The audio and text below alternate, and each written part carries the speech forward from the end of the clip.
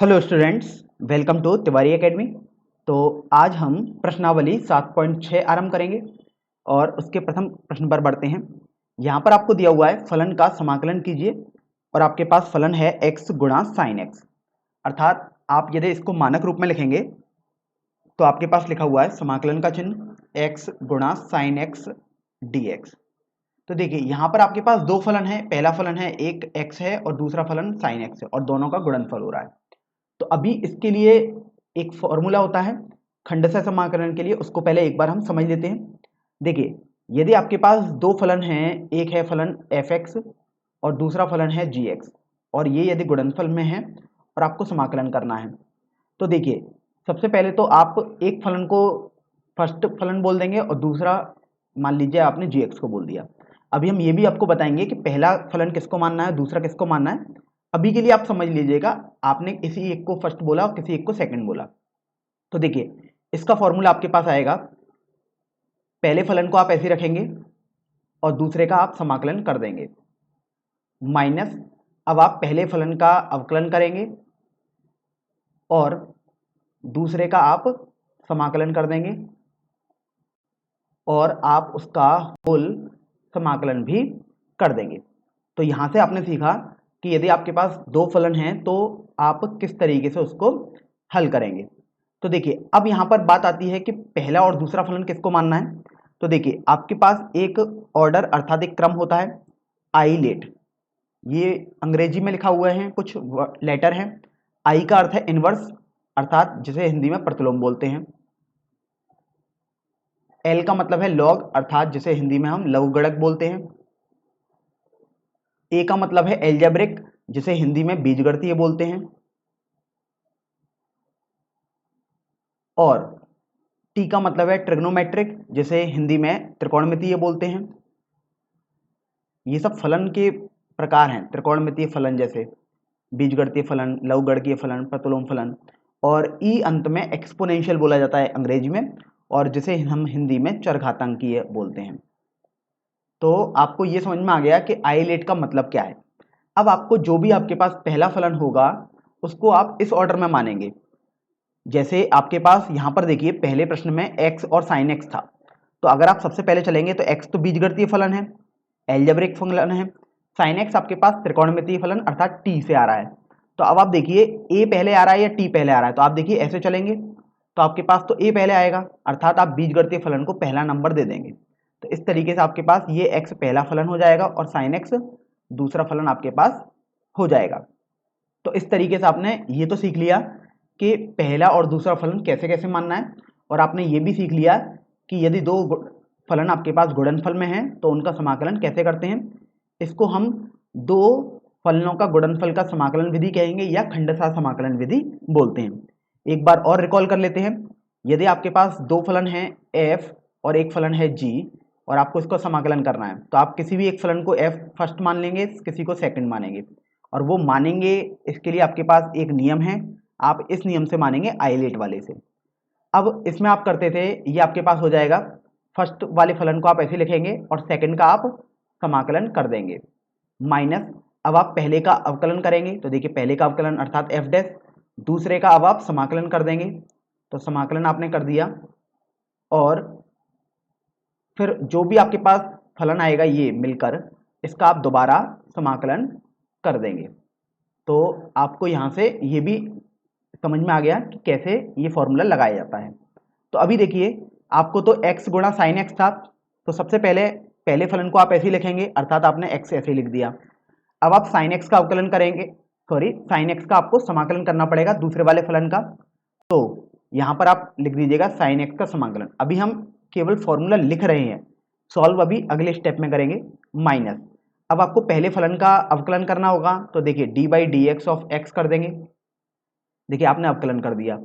फिर आपको दूसरे फलन का समाकलन भी करना होगा, तो देखिए आपने समाकलन कर दिया यहाँ से दूसरे फलन का, और जब ये पूरा जो भी आएगा गुणनफल में तो आप इसका भी समाकलन कर देंगे। तो यहाँ से आपने केवल अभी तक फॉर्मूला लिखा। अब चलिए इसको हम हल करते हैं। तो देखिए x तो ऐसे ही रहेगा, साइन x का आप समाकलन देखेंगे तो आपके पास माइनस का कॉस x आता है। ये आपको कंठस्थ होना चाहिए क्योंकि ये एक डायरेक्ट फॉर्मूला बनेगा। माइनस, देखिए जब आप x का अवकलन करेंगे तो आपके पास तो 1 आ जाएगा, गुणा साइन x का यदि आप समाकलन करेंगे तो आपके पास माइनस का cos x आ जाएगा। तो देखिए cos x तो ये रहा और माइनस ये था और माइनस cos x और हो गया, तो ये प्लस का आ गया। अब आप दोबारा इसका समाकलन कर देंगे तो देखिए यहाँ से आप x और माइनस cos x तो ये ऐसे ही रहेगा, अर्थात माइनस एक्स cos x लिख देंगे, प्लस अब आपको 1 गुणा cos x अर्थात cos x ही रहा ये तो, और इसका समाकलन अब आपको करना है। और ये भी आपके पास डायरेक्ट फॉर्मूला है जो कि आपको कंठस्थ होना चाहिए। cos x का समाकलन आपके पास sin x आता है।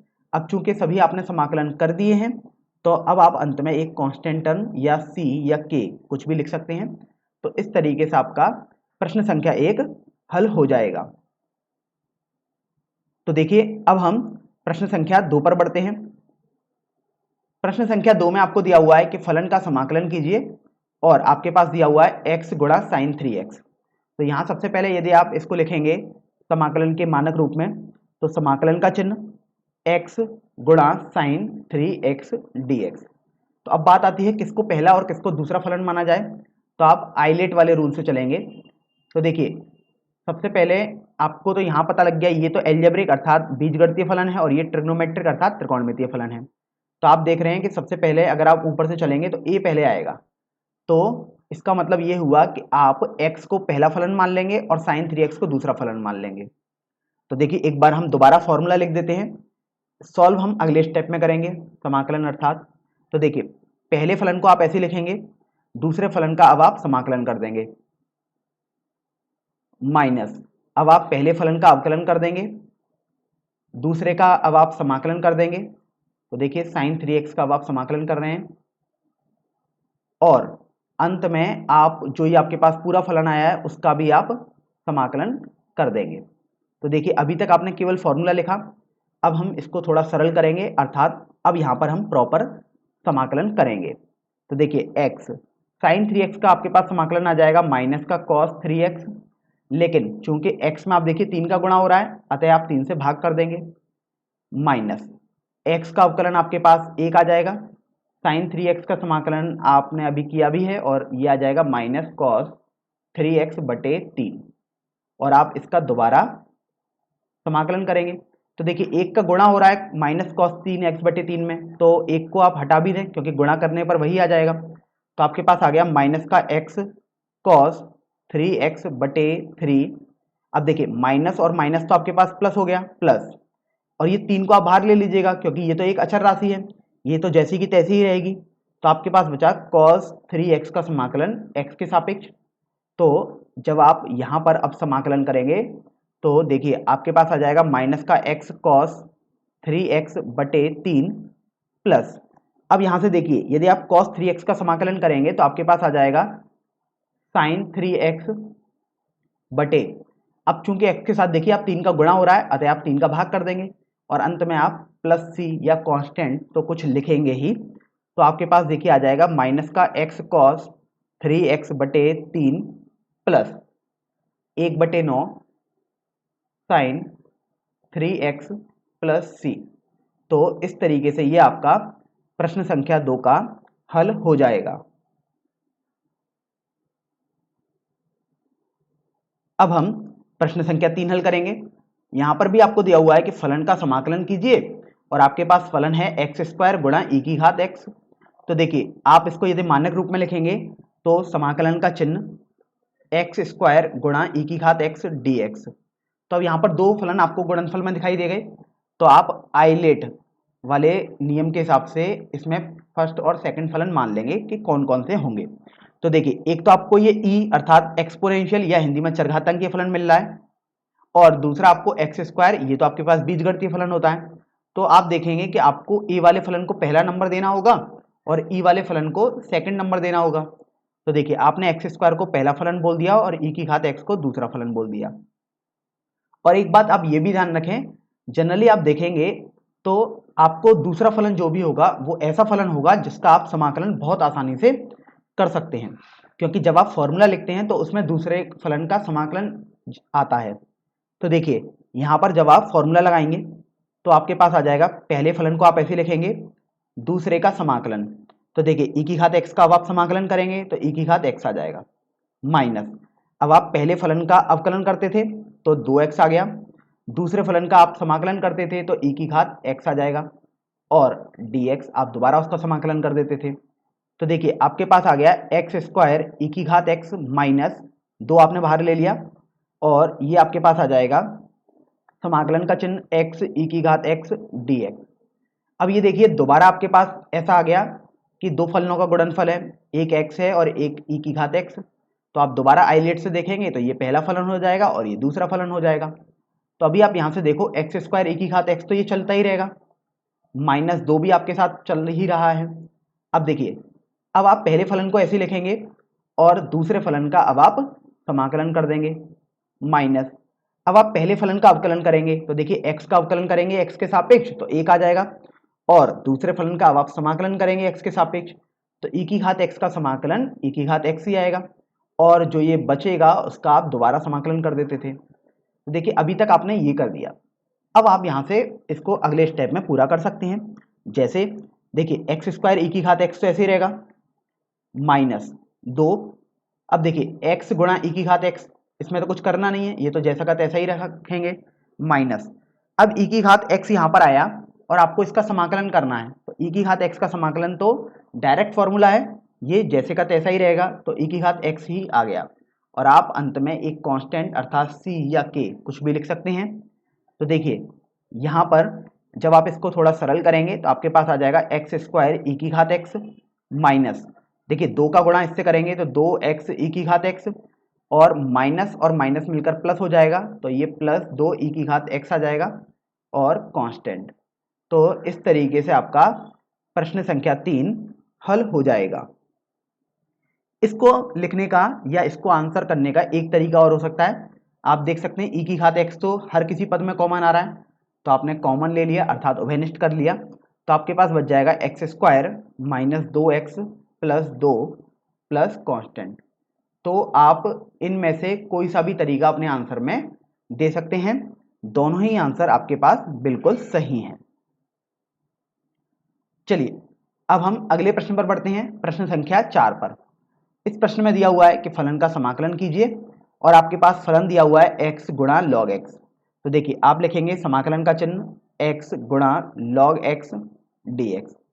अब देखिए यहाँ पर भी दो फलन गुणनफल में आ गए, तो आपको ये देखना होगा कि पहला फलन कैसे माने और दूसरा फलन कैसे माने। तो ध्यान रखना था आपको आइलेट इस वाले रूल को ध्यान रखना था, इसमें आई अर्थात प्रतिलोम फलन, लवगणकीय फलन, बीजगणितीय फलन, त्रिकोणमितीय फलन और चरघातांकीय फलन ये सब होते थे। तो अब देखिए x आपके पास बीजगणितीय फलन है तो a हो गया, और log x अर्थात ये तो लवगणकीय फलन है तो आपने l मान लिया। तो अब देखिए जब आप देखेंगे इसकी क्रम तो आप पाएंगे कि l तो आपके पास फर्स्ट फलन होना चाहिए और a आपके पास सेकंड फलन हो जाना चाहिए। तो यहाँ से आपको ये पता लग गया कि log x को आप पहला फलन मानेंगे और x को आप दूसरा फलन मानेंगे। तो आप देखिए अब आप खंडशः समाकलन बोल सकते हैं या बोल सकते हैं दो फलनों का गुणनफल है तो उसमें समाकलन का जो विधि है उसको हम यूज कर रहे हैं। तो देखिए सबसे पहले आप लिखते थे पहले फलन को ऐसे के लिए ऐसे ही लिखेंगे तो log x लिख दिया, और अब आप दूसरे फलन का समाकलन करते थे तो आप x का यदि समाकलन करेंगे x के सापेक्ष तो एक्स स्क्वायर बटे 2 आ जाएगा माइनस। अब आप देखिए log x का अवकलन करेंगे क्योंकि पहले फलन का अवकलन आता था तो 1 बटे x, और दूसरे फलन का समाकलन एक्स स्क्वायर बटे 2, और इसका आप दोबारा समाकलन कर देते थे। तो ये फॉर्मूला केवल अभी हमने लगा दिया। अब यहाँ से आप देखिए ये आ जाएगा एक्स स्क्वायर बटे 2 गुणा लॉग एक्स माइनस, देखिए 1 बटे 2 को आप बाहर ले सकते हैं और इस एक्स से इस एक्स स्क्वायर का एक एक्स हटा सकते हैं तो आपके पास एक्स बचेगा। तो अब देखिए आपके पास ये सरल करने पर हो जाएगा एक्स स्क्वायर बटे 2 गुणा लॉग एक्स माइनस। अब यहाँ से देखिए x का यदि आप समाकलन करेंगे तो आपके पास एक्स स्क्वायर बटे 2 आएगा, तो 1 बटे 2 तो पहले ही चल रहा है और यहाँ से आप एक्स स्क्वायर बटे 2 कर देंगे और अंत में एक कांस्टेंट c या k कुछ भी लिख सकते हैं। तो देखिए अब जब आप इसको सरल करेंगे तो आपके पास आ जाएगा एक्स स्क्वायर लॉग एक्स बटे 2 माइनस एक्स स्क्वायर बटे 4 प्लस c। तो इस तरीके से आपका ये प्रश्न संख्या 4 का हल हो जाएगा। तो चलिए अगले प्रश्न पर बढ़ते हैं, प्रश्न संख्या 5 पर। इस प्रश्न में दिया हुआ है कि फलन का समाकलन कीजिए और आपके पास फलन है x गुणा log 2x। तो देखिए आप लिखेंगे समाकलन का चिन्ह x गुणा log 2x dx। अब यहां पर आपको देखिए ये तो दिखाई दे गया कि दो फलन गुणनफल में है, एक फलन है x और एक फलन है log 2x। तो आप आइलेट वाले नियम के हिसाब से पहला और दूसरा फलन डिसाइड करेंगे। तो आप देखेंगे log 2x तो एक लघुगण की फलन होता है और x आपके पास एक बीजगणितीय अर्थात एल्जेब्रिक फलन होता है। तो आप देखिए जब आप इस क्रम में देखेंगे तो आपको मिलेगा कि जो एल वाला अर्थात लघुगणकीय फलन है वो तो एक नंबर हो जाएगा और जो बीजगणितीय फलन है वो आपके पास सेकंड नंबर आप उसे दे देंगे। तो देखिए आप यहां से इनको फर्स्ट और सेकंड लिख देंगे। ये फर्स्ट हो गया और ये आपके पास सेकंड फलन हो गया। अब देखिए अब हम इसको दो फलनों के गुणनफल वाला समाकलन का रूल लगाएंगे या फिर हम बोल सकते हैं खंडशः समाकलन करेंगे। खंडशः इसलिए बोलते हैं क्योंकि आपने दोनों फलनों को अलग अलग मान लिया तो आप खंड कर रहे हैं बेसिकली और उनका फिर समाकलन कर रहे हैं। तो देखिए इसका फॉर्मूला आपके पास जो आता था, पहले फलन को आप जैसे का तैसा लिख देंगे अर्थात log 2x और आप दूसरे फलन का समाकलन करेंगे तो x dx। अभी हम केवल फॉर्मूला लिख रहे हैं माइनस। अब देखिए अब आपने सीखा था कि आप पहले फलन का अवकलन करेंगे तो देखिए आपने log 2x का अवकलन लिख दिया केवल अभी। अब आपने सीखा था कि आप इसके आगे दूसरे फलन का समाकलन करेंगे और फिर बाद में इसका भी आप समाकलन कर देंगे। तो देखिए दोबारा भी हम समाकलन करेंगे। तो अब यहां से इसको हल करते हैं तो देखिए log 2x तो आपके पास जैसे का तैसा रहेगा और यदि आप x का समाकलन करेंगे तो आपके पास x स्क्वायर बटे 2 आ जाएगा क्योंकि ये तो आपके पास बिल्कुल मानक फॉर्मूला है जो कि आपको कंठस्थ होना चाहिए माइनस। अब देखिए इस समाकलन का चिन्ह सबसे पहले log 2x का यदि आप अवकलन करेंगे तो आपके पास 1 बटे 2x आ जाएगा और 2x का अवकलन करेंगे तो 2 आ जाएगा और अब आप x का समाकलन कर रहे हैं x के सापेक्ष तो आपके पास x स्क्वायर बटे 2 आ जाएगा और अंत में तो आपको dx लिखना ही है क्योंकि आप इस पूरे का भी तो समाकलन करेंगे। तो आप देखिए यहाँ से 2 से 2 तो कैंसिल हो गया और इस x से इसका एक x कैंसिल हो जाएगा तो आपके पास आ जाएगा x स्क्वायर बटे 2 log 2x माइनस 1 बटे 2 आपने बाहर ले लिया तो आपके पास यहाँ से बचा है केवल x dx। तो देखिए जब आप इसको सरल करेंगे तो आपके पास x स्क्वायर बटे 2 गुणा log 2x आ जाएगा माइनस।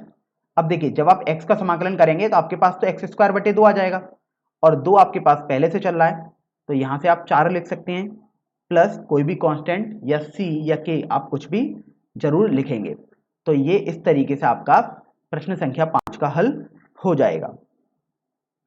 चलिए अब हम अगले प्रश्न अर्थात प्रश्न संख्या 6 पर बढ़ते हैं।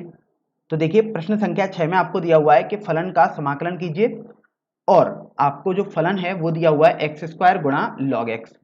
तो देखिए सबसे पहले तो आप मानक रूप में लिखेंगे समाकलन के तो समाकलन का चिन्ह एक्स स्क्वायर गुणा log x dx। dx इसलिए लिखा जाता है क्योंकि आप x के सापेक्ष समाकलन करते हैं।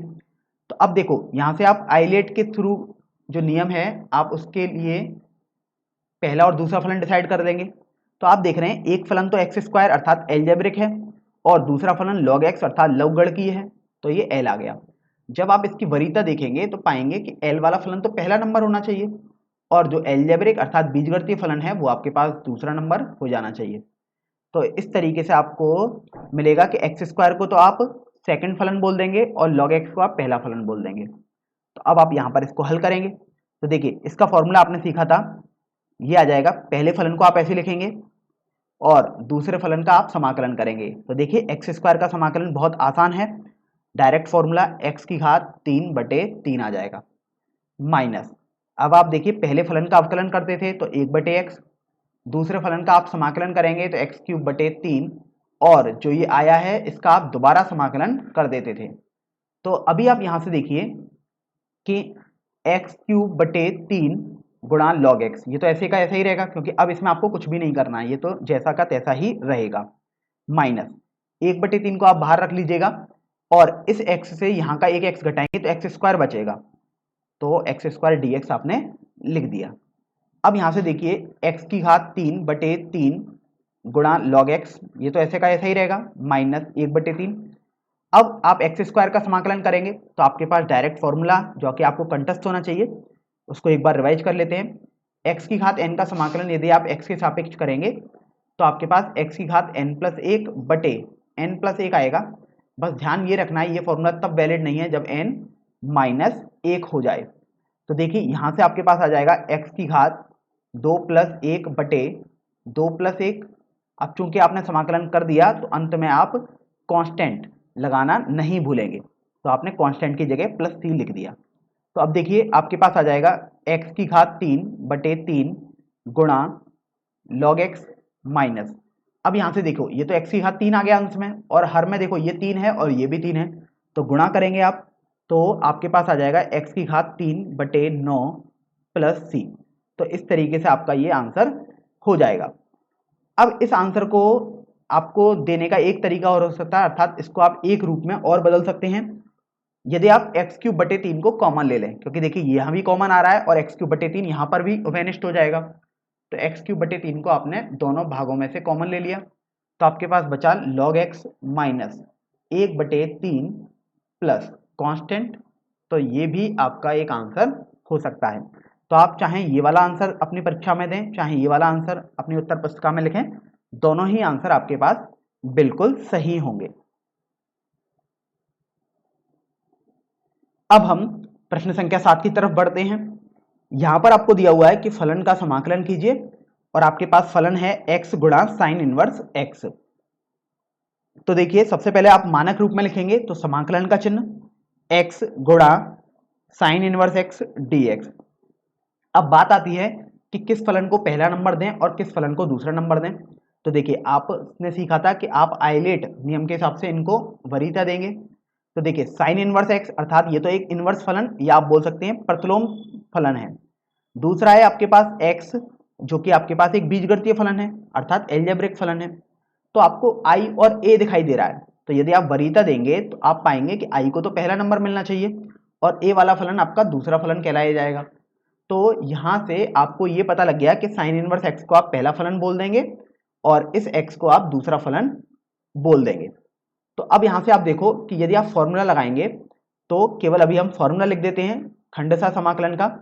पहले फलन को आप ऐसे लिखेंगे और दूसरे फलन का आप समाकलन कर देंगे माइनस। अब आप पहले फलन का अवकलन कर देते हैं तो आपने वो लिख दिया, और अभी आप दूसरे फलन का समाकलन कर देंगे तो आपने x dx का समाकलन भी लिख दिया, और अब जो आपके पास फलन आता था उसका आप दोबारा समाकलन कर देंगे। तो अभी तक केवल आपने खंडशः समाकलन का फॉर्मूला अर्थात सूत्र तो लिख दिया।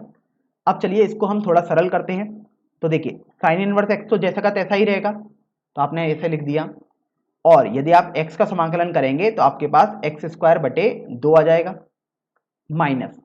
अब देखिए अगर आप साइन इनवर्स एक्स का अवकलन करें तो ये आपके पास फॉर्मूला था 1 बटे अंडर रूट में 1 माइनस एक्स स्क्वायर, और यहां से आप देखिए यदि आप x का समाकलन करेंगे x के सापेक्ष तो आपके पास एक्स स्क्वायर बटे 2 आ जाएगा, और आपको तो इसका दोबारा समाकलन करना है तो आपने दोबारा समाकलन का चिन्ह लगा दिया। अब आप देखिए आपके पास हो जाएगा एक्स स्क्वायर बटे 2 गुणा साइन इनवर्स एक्स माइनस। अब आप यहां से देखो 1 बटे 2 आपने ऐसे लिख दिया। अब ये यहां पर आपके पास एक्स स्क्वायर है, आप इसमें माइनस का चिन्ह लगा सकते हैं, तो आपके पास 1 माइनस एक्स स्क्वायर हो गया। तो आपने बेसिकली 1 को घटाया है तो अब आप 1 को जोड़ भी देंगे और आपके पास अंडर रूट में 1 माइनस एक्स स्क्वायर हो जाएगा, और आपको इसका समाकलन करना होगा। तो अभी आप ये देखिए कि आप इसको लिख सकते हैं एक्स स्क्वायर बटे 2 गुणा साइन इनवर्स एक्स माइनस 1 बटे 2। अब ये देखिए आप कि जब आप इसे लिखेंगे तो माइनस का चिन्ह 1 माइनस एक्स स्क्वायर बटे अंडर रूट में 1 माइनस एक्स स्क्वायर प्लस 1 बटे अंडर रूट में 1 माइनस एक्स स्क्वायर dx, और उसका आपको समाकलन करना है। तो आप देखिए यहाँ से आपके पास हो जाएगा एक्स स्क्वायर बटे 2 गुणा साइन इनवर्स एक्स। अब देखिए माइनस और माइनस मिलकर प्लस हो जाएगा तो प्लस 1 बटे 2, और देखिए नीचे अंडर रूट में 1 माइनस एक्स स्क्वायर है और ऊपर अंडर रूट का चिन्ह नहीं है, तो जब आप इसको सिंपल करेंगे तो आपके पास अंडर रूट में 1 माइनस एक्स स्क्वायर अंश में रह जाएगा, और देखिए माइनस और प्लस मिलकर माइनस हो जाएगा, तो माइनस 1/2 1/√में 1 माइनस एक्स स्क्वायर और dx हो जाएगा।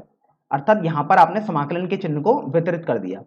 तो अभी आप ये देखो, यदि आपको इसको सॉल्व करना था और आपने इसको i माना था, तो ये सब आपके पास i ही चल रहा था, तो देखिए ये सब जो i था, तो आप यहाँ पर भी i ही लिखेंगे। तो अभी आप ये देखिए कि आपके पास हो जाएगा i बराबर x² 2 sine inverse x plus 1/2। अब आप इसको I1 बोल सकते हैं, तो यदि आपने इसको I1 बोला तो आप लिखेंगे 1/2 गुणा I1 माइनस 1/2, और ये आपके पास देखिए डायरेक्ट फॉर्मूला होता है समाकलन का, इसका मान आपके पास आ जाएगा साइन इनवर्स x, और आप अंत में c जरूर लिख देंगे। तो अभी आपको केवल I1 का मान निकालना है, और जब आप I1 का मान निकाल लेंगे तब ये आपके पास काफी सरल हो जाएगा। तो अभी ये देखिए कि I1 क्या था, उसको हम अलग से सॉल्व कर लेते हैं। I1 था आपके पास अंडर रूट में 1 माइनस एक्स स्क्वायर, जिसे आप 1² माइनस एक्स स्क्वायर लिख सकते हैं dx, और इसका समाकलन, और इसको मैं प्रथम समीकरण बोल देता हूं, क्योंकि जब I1 आएगा तो हम बोल देंगे कि प्रथम समीकरण में I1 का मान रखेंगे। तो अभी आपने ये डायरेक्ट फॉर्मूला पढ़ा भी है और आपको ये कंठस्थ भी होना चाहिए। यदि आप अंडर रूट में a² माइनस एक्स स्क्वायर का समाकलन करेंगे x के सापेक्ष, तो इसका मान आपके पास हो जाएगा x/2 अंडर रूट में a² minus x square plus sine inverse x/a। तो आपको इस फॉर्मूले को बिल्कुल ध्यान रखना है, काफ़ी महत्वपूर्ण फॉर्मूला है ये।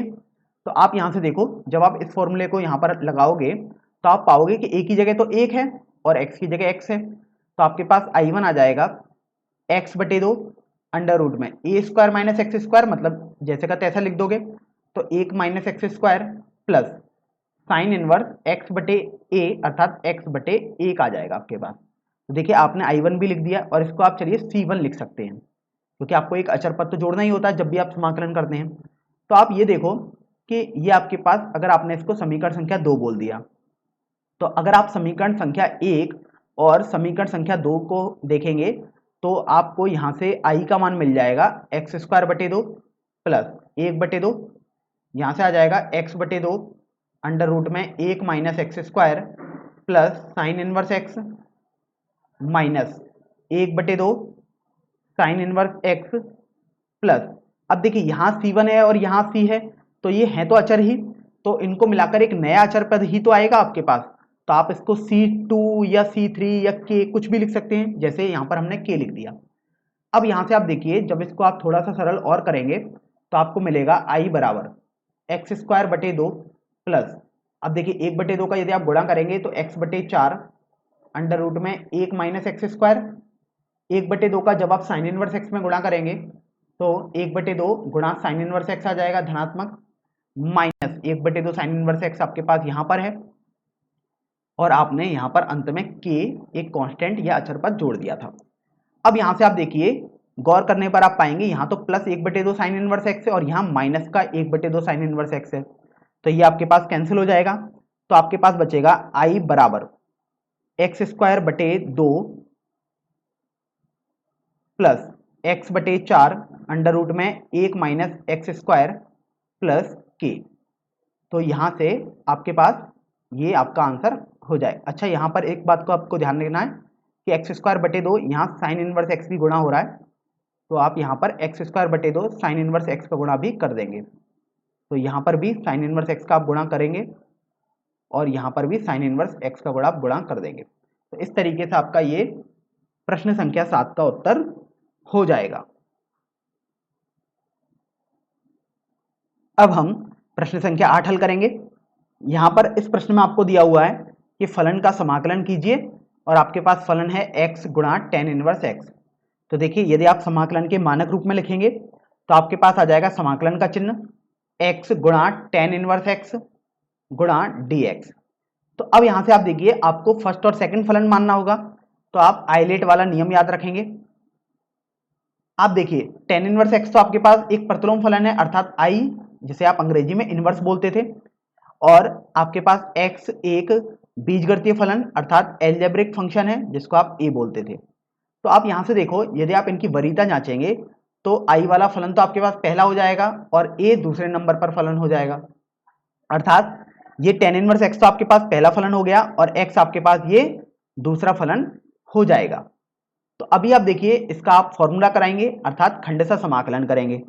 तो आपके पास पहले फलन को ऐसे लिखेंगे क्योंकि फॉर्मूले में ऐसे ही रहता था, और आप दूसरे फलन का समाकलन करेंगे तो x का समाकलन यदि आप x के सापेक्ष करेंगे तो एक्स स्क्वायर बटे 2 आ जाएगा, माइनस अब आप देखिए आप पहले फलन का अवकलन करेंगे तो देखिए tan इनवर्स x का अवकलन 1 बटे 1 प्लस एक्स स्क्वायर आ जाएगा, और यदि आप x का समाकलन करोगे तो एक्स स्क्वायर बटे 2 आ जाएगा, और अंत में आपको दोबारा इसका समाकलन करना होगा। तो अभी आप यहां से देखिए आपके पास आ गया एक्स स्क्वायर बटे 2 tan इनवर्स x, क्योंकि ये पद तो आपके पास अब ऐसा का ऐसा ही रहेगा क्योंकि इसमें आपको कुछ भी नहीं करना है। अब माइनस 1 बटे 2 को आपने बाहर कर लिया और आपके पास बचा एक्स स्क्वायर बटे 1 प्लस एक्स स्क्वायर, तो आपने उसमें एक जोड़ा और एक आपने घटा दिया, तो आप उसको माइनस 1 बटे 1 प्लस एक्स स्क्वायर ऐसे करके लिख सकते हैं। तो अब यहां से आप देखो कि जब आप इसको थोड़ा सरल करेंगे तो ये तो आपके पास एक्स स्क्वायर बटे 2 tan इनवर्स x आ गया माइनस 1 बटे 2। यदि आप समाकलन के चिन्ह को अलग अलग वितरित करेंगे तो आप सबसे पहले तो ये देखिए 1 प्लस एक्स स्क्वायर और यहाँ एक्स स्क्वायर प्लस 1, तो ये तो बराबर ही है, तो ये तो कैंसिल हो गए, तो आपके पास आ जाएगा 1 dx। अब देखिए माइनस और माइनस मिलकर प्लस हो जाएगा तो प्लस 1 बटे 2, और आपके पास बचेगा 1 बटे 1 प्लस एक्स स्क्वायर का समाकलन x के सापेक्ष। तो अभी आप यहां से देखिए एक्स स्क्वायर बटे 2 tan इनवर्स x, ये तो आपके पास जैसे का तैसा ही रहेगा, माइनस जब आप 1 का समाकलन करोगे x के सापेक्ष तो आपके पास x आ जाएगा, तो आपने x बटे 2 कर दिया क्योंकि 1 बटे 2 का गुणा यहाँ पर भी था, प्लस जब आप इसका समाकलन करते हैं अर्थात जब आप इसको हल करेंगे तो आपके पास ये डायरेक्ट फॉर्मूला है जो कि आपको कंठस्थ होना चाहिए। 1 बटे 2 तो आपने ऐसे लिख दिया और ये फॉर्मूला आपके पास बनता है tan इनवर्स x का, और आप अंत में प्लस c या कोई भी कांस्टेंट जरूर लिख देंगे। तो आप यहां से देखिए कि ये आपके पास फाइनल आंसर आ जाएगा। अब हो सकता है कि आपको किसी दूसरे रूप में भी दिया हो, तो अभी हम देखिए दूसरे रूप में लिखेंगे तो आप पा रहे हैं कि देखिए tan इनवर्स x तो इस वाले पद में भी कॉमन आ रहा है और इस वाले पद में भी कॉमन आ रहा है, तो आपने tan इनवर्स x को उभयनिष्ठ ले लिया, तो आपके पास बचेगा एक्स स्क्वायर बटे 2 प्लस 1 बटे 2 माइनस एक्स बटे 2 प्लस कॉन्स्टेंट। तो आप इसको भी अपना आंसर बोल सकते हैं। तो चाहे आप किसी भी रूप में दें, चाहे ये वाला रूप अपने आंसर में दें, चाहे ये वाला रूप दें, दोनों ही आंसर आपके पास बिल्कुल सही हैं। तो चलिए आगे बढ़ते हैं प्रश्न संख्या 9 पर। इसमें आपको दिया हुआ है कि फलन का समाकलन कीजिए और आपके पास फलन है x गुणा कॉस इनवर्स x। तो देखिए सबसे पहले समाकलन के मानक रूप में आप लिखना नहीं भूलेंगे, तो समाकलन का चिन्ह x cos inverse x dx आपने ऐसा लिख लिया। अब आपको ये देखना था कि पहला और दूसरा फलन किसे किसे मानेंगे, तो आप आइलेट का नियम ध्यान में रखेंगे और आप देखेंगे कि कॉस इनवर्स x तो एक आपके पास प्रतिलोम फलन है अर्थात i हो जाएगा, i अर्थात अंग्रेजी में इनवर्स फलन बोलते थे। x आपके पास बीजगणितीय फलन है अर्थात a या अंग्रेजी में एल्जेब्रिक फलन बोलते थे। तो अब आप देखिए वरीयता को आप ऊपर से देखते हैं, तो आप जब वरीयता देंगे तो आप पाएंगे कि i तो आपके पास पहला फलन हो जाएगा और a आपके पास दूसरा फलन हो जाएगा। तो cos इनवर्स x यहां से समझ में आ गया कि पहला फलन है और x आपके पास दूसरा फलन है। तो अभी आप देखिए यदि आप इसको i बोलते हैं तो i बराबर आपके पास हो जाएगा पहले फलन और दूसरे फलन का समाकलन अर्थात एक्स स्क्वायर बटे 2 माइनस, अब आप पहले फलन का अवकलन करेंगे तो माइनस 1 बटे अंडर रूट में 1 माइनस एक्स स्क्वायर आ जाएगा। ये मैंने कॉस इनवर्स एक्स का अवकलन किया है। और अब आप दूसरे फलन का समाकलन करेंगे तो देखिए एक्स स्क्वायर बटे 2 और dx अर्थात दोबारा इसका पूरे का समाकलन करेंगे। तो अब आप देखिए आपके पास आ जाएगा i बराबर एक्स स्क्वायर बटे 2 गुणा कॉस इनवर्स एक्स। अब देखिए माइनस और माइनस मिलकर तो प्लस हो गया, और देखिए इस 2 को आप बाहर ले लीजिएगा तो 1 बटे 2 आपने बाहर ले लिया, तो आपके पास यहां से बचा है एक्स स्क्वायर बटे अंडर रूट में 1 माइनस एक्स स्क्वायर।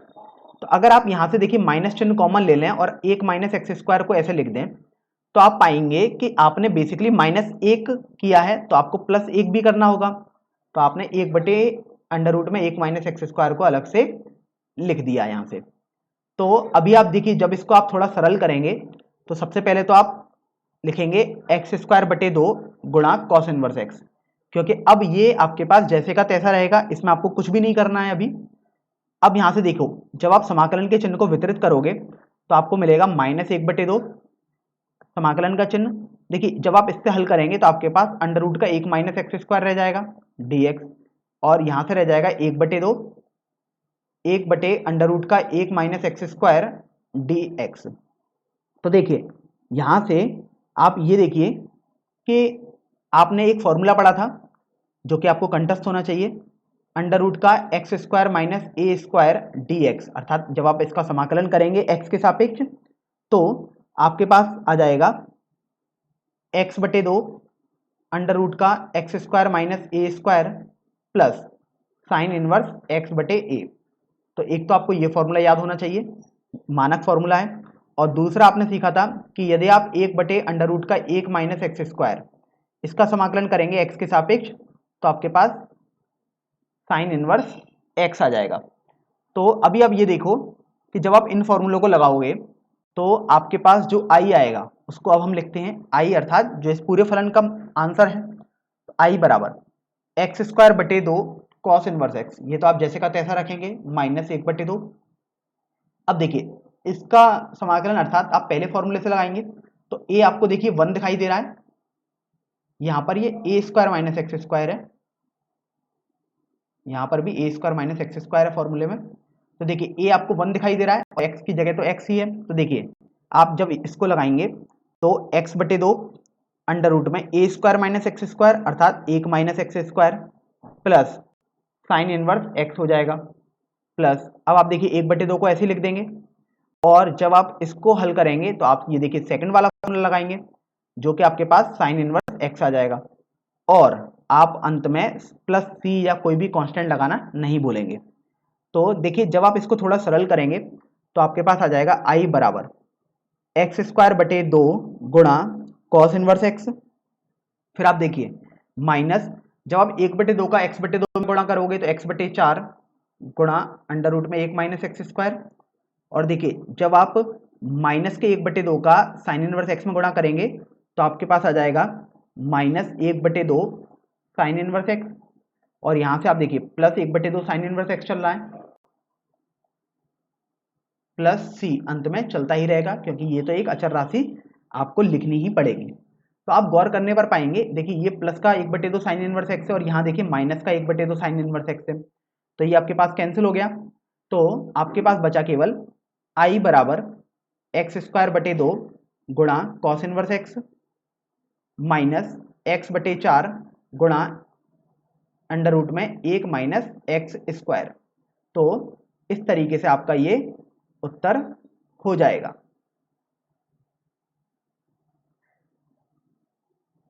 तो देखिए, अब हम प्रश्न संख्या 10 हल करेंगे। यहां पर दिया हुआ है कि फलन का समाकलन कीजिए, और आपके पास फलन दिया हुआ है साइन इनवर्स x का होल स्क्वायर। तो देखिए, आप लिखेंगे समाकलन का चिन्ह साइन इनवर्स x का होल स्क्वायर dx। अब आप देखिए कि आपके पास साइन इनवर्स x के होल स्क्वायर का समाकलन का कोई डायरेक्ट फॉर्मूला तो नहीं होता है, अर्थात अब आप इसको डायरेक्ट फॉर्मूले से तो नहीं कर सकते हैं।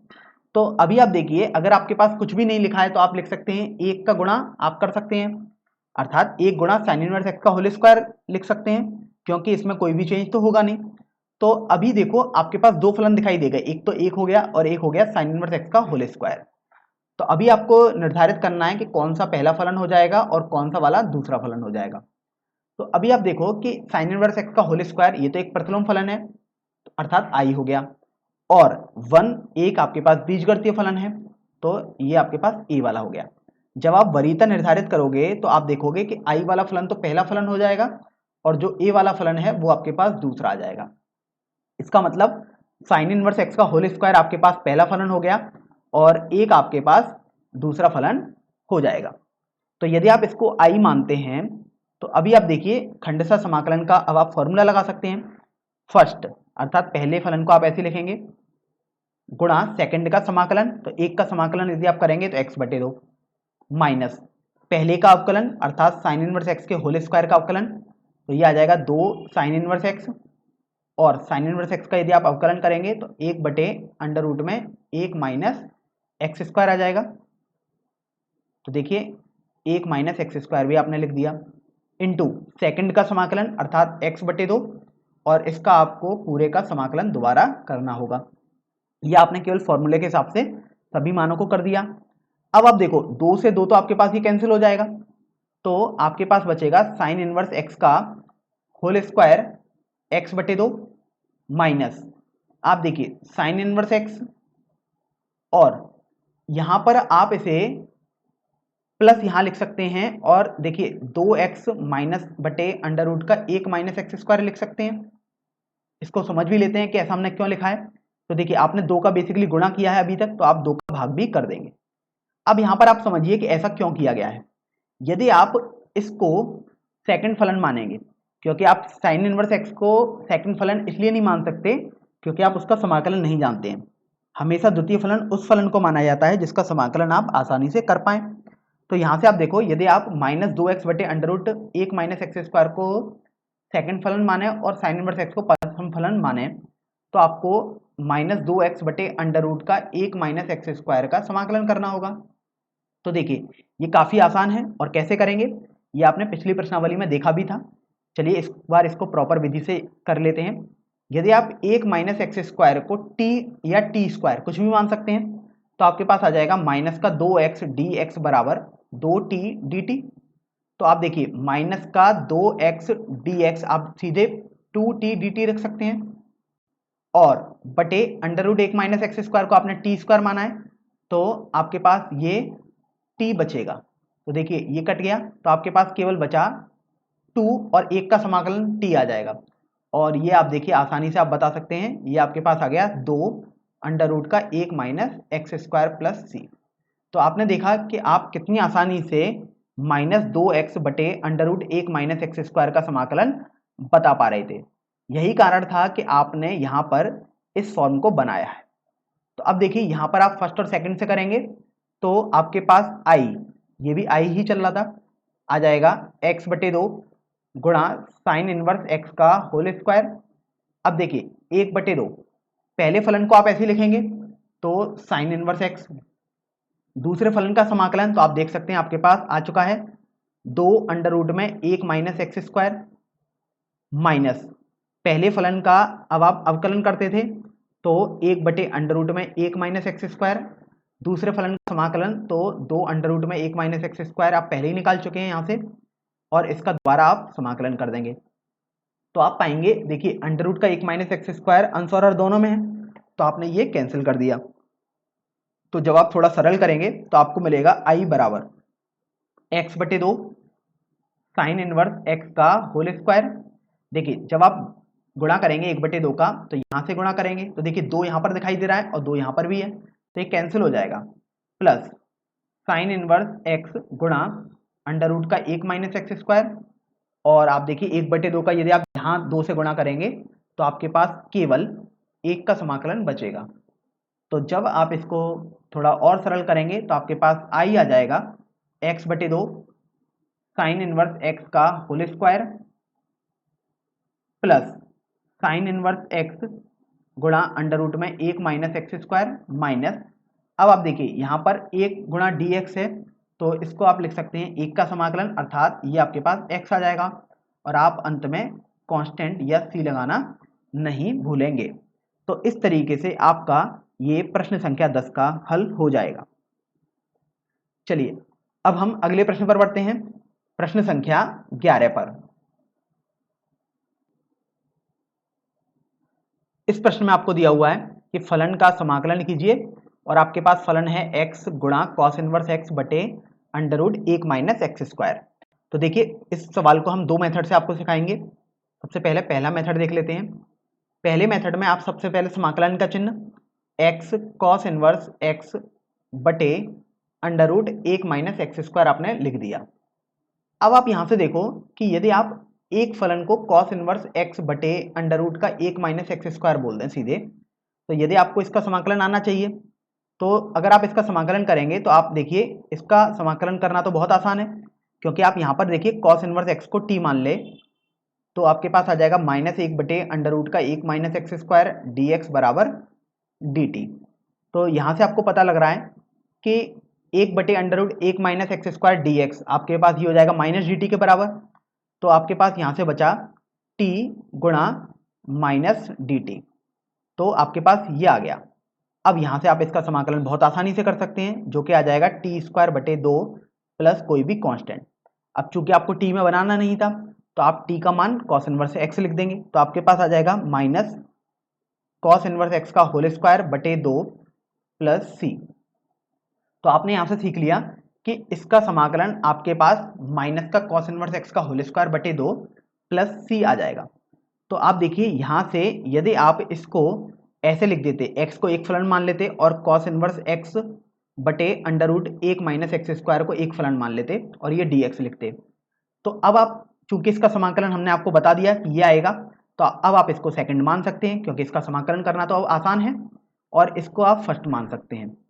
तो आप यहाँ से देखो कि यदि आप पहला और दूसरा फलन के खंडशः समाकलन का फॉर्मूला लगाएंगे तो आपके पास आ जाएगा फर्स्ट फलन अर्थात x और दूसरे फलन का समाकलन करेंगे तो ये आपके पास आ गया माइनस का कॉस इनवर्स x का होल स्क्वायर बटे 2। अब देखिए आपके पास माइनस चिन्ह आ गया।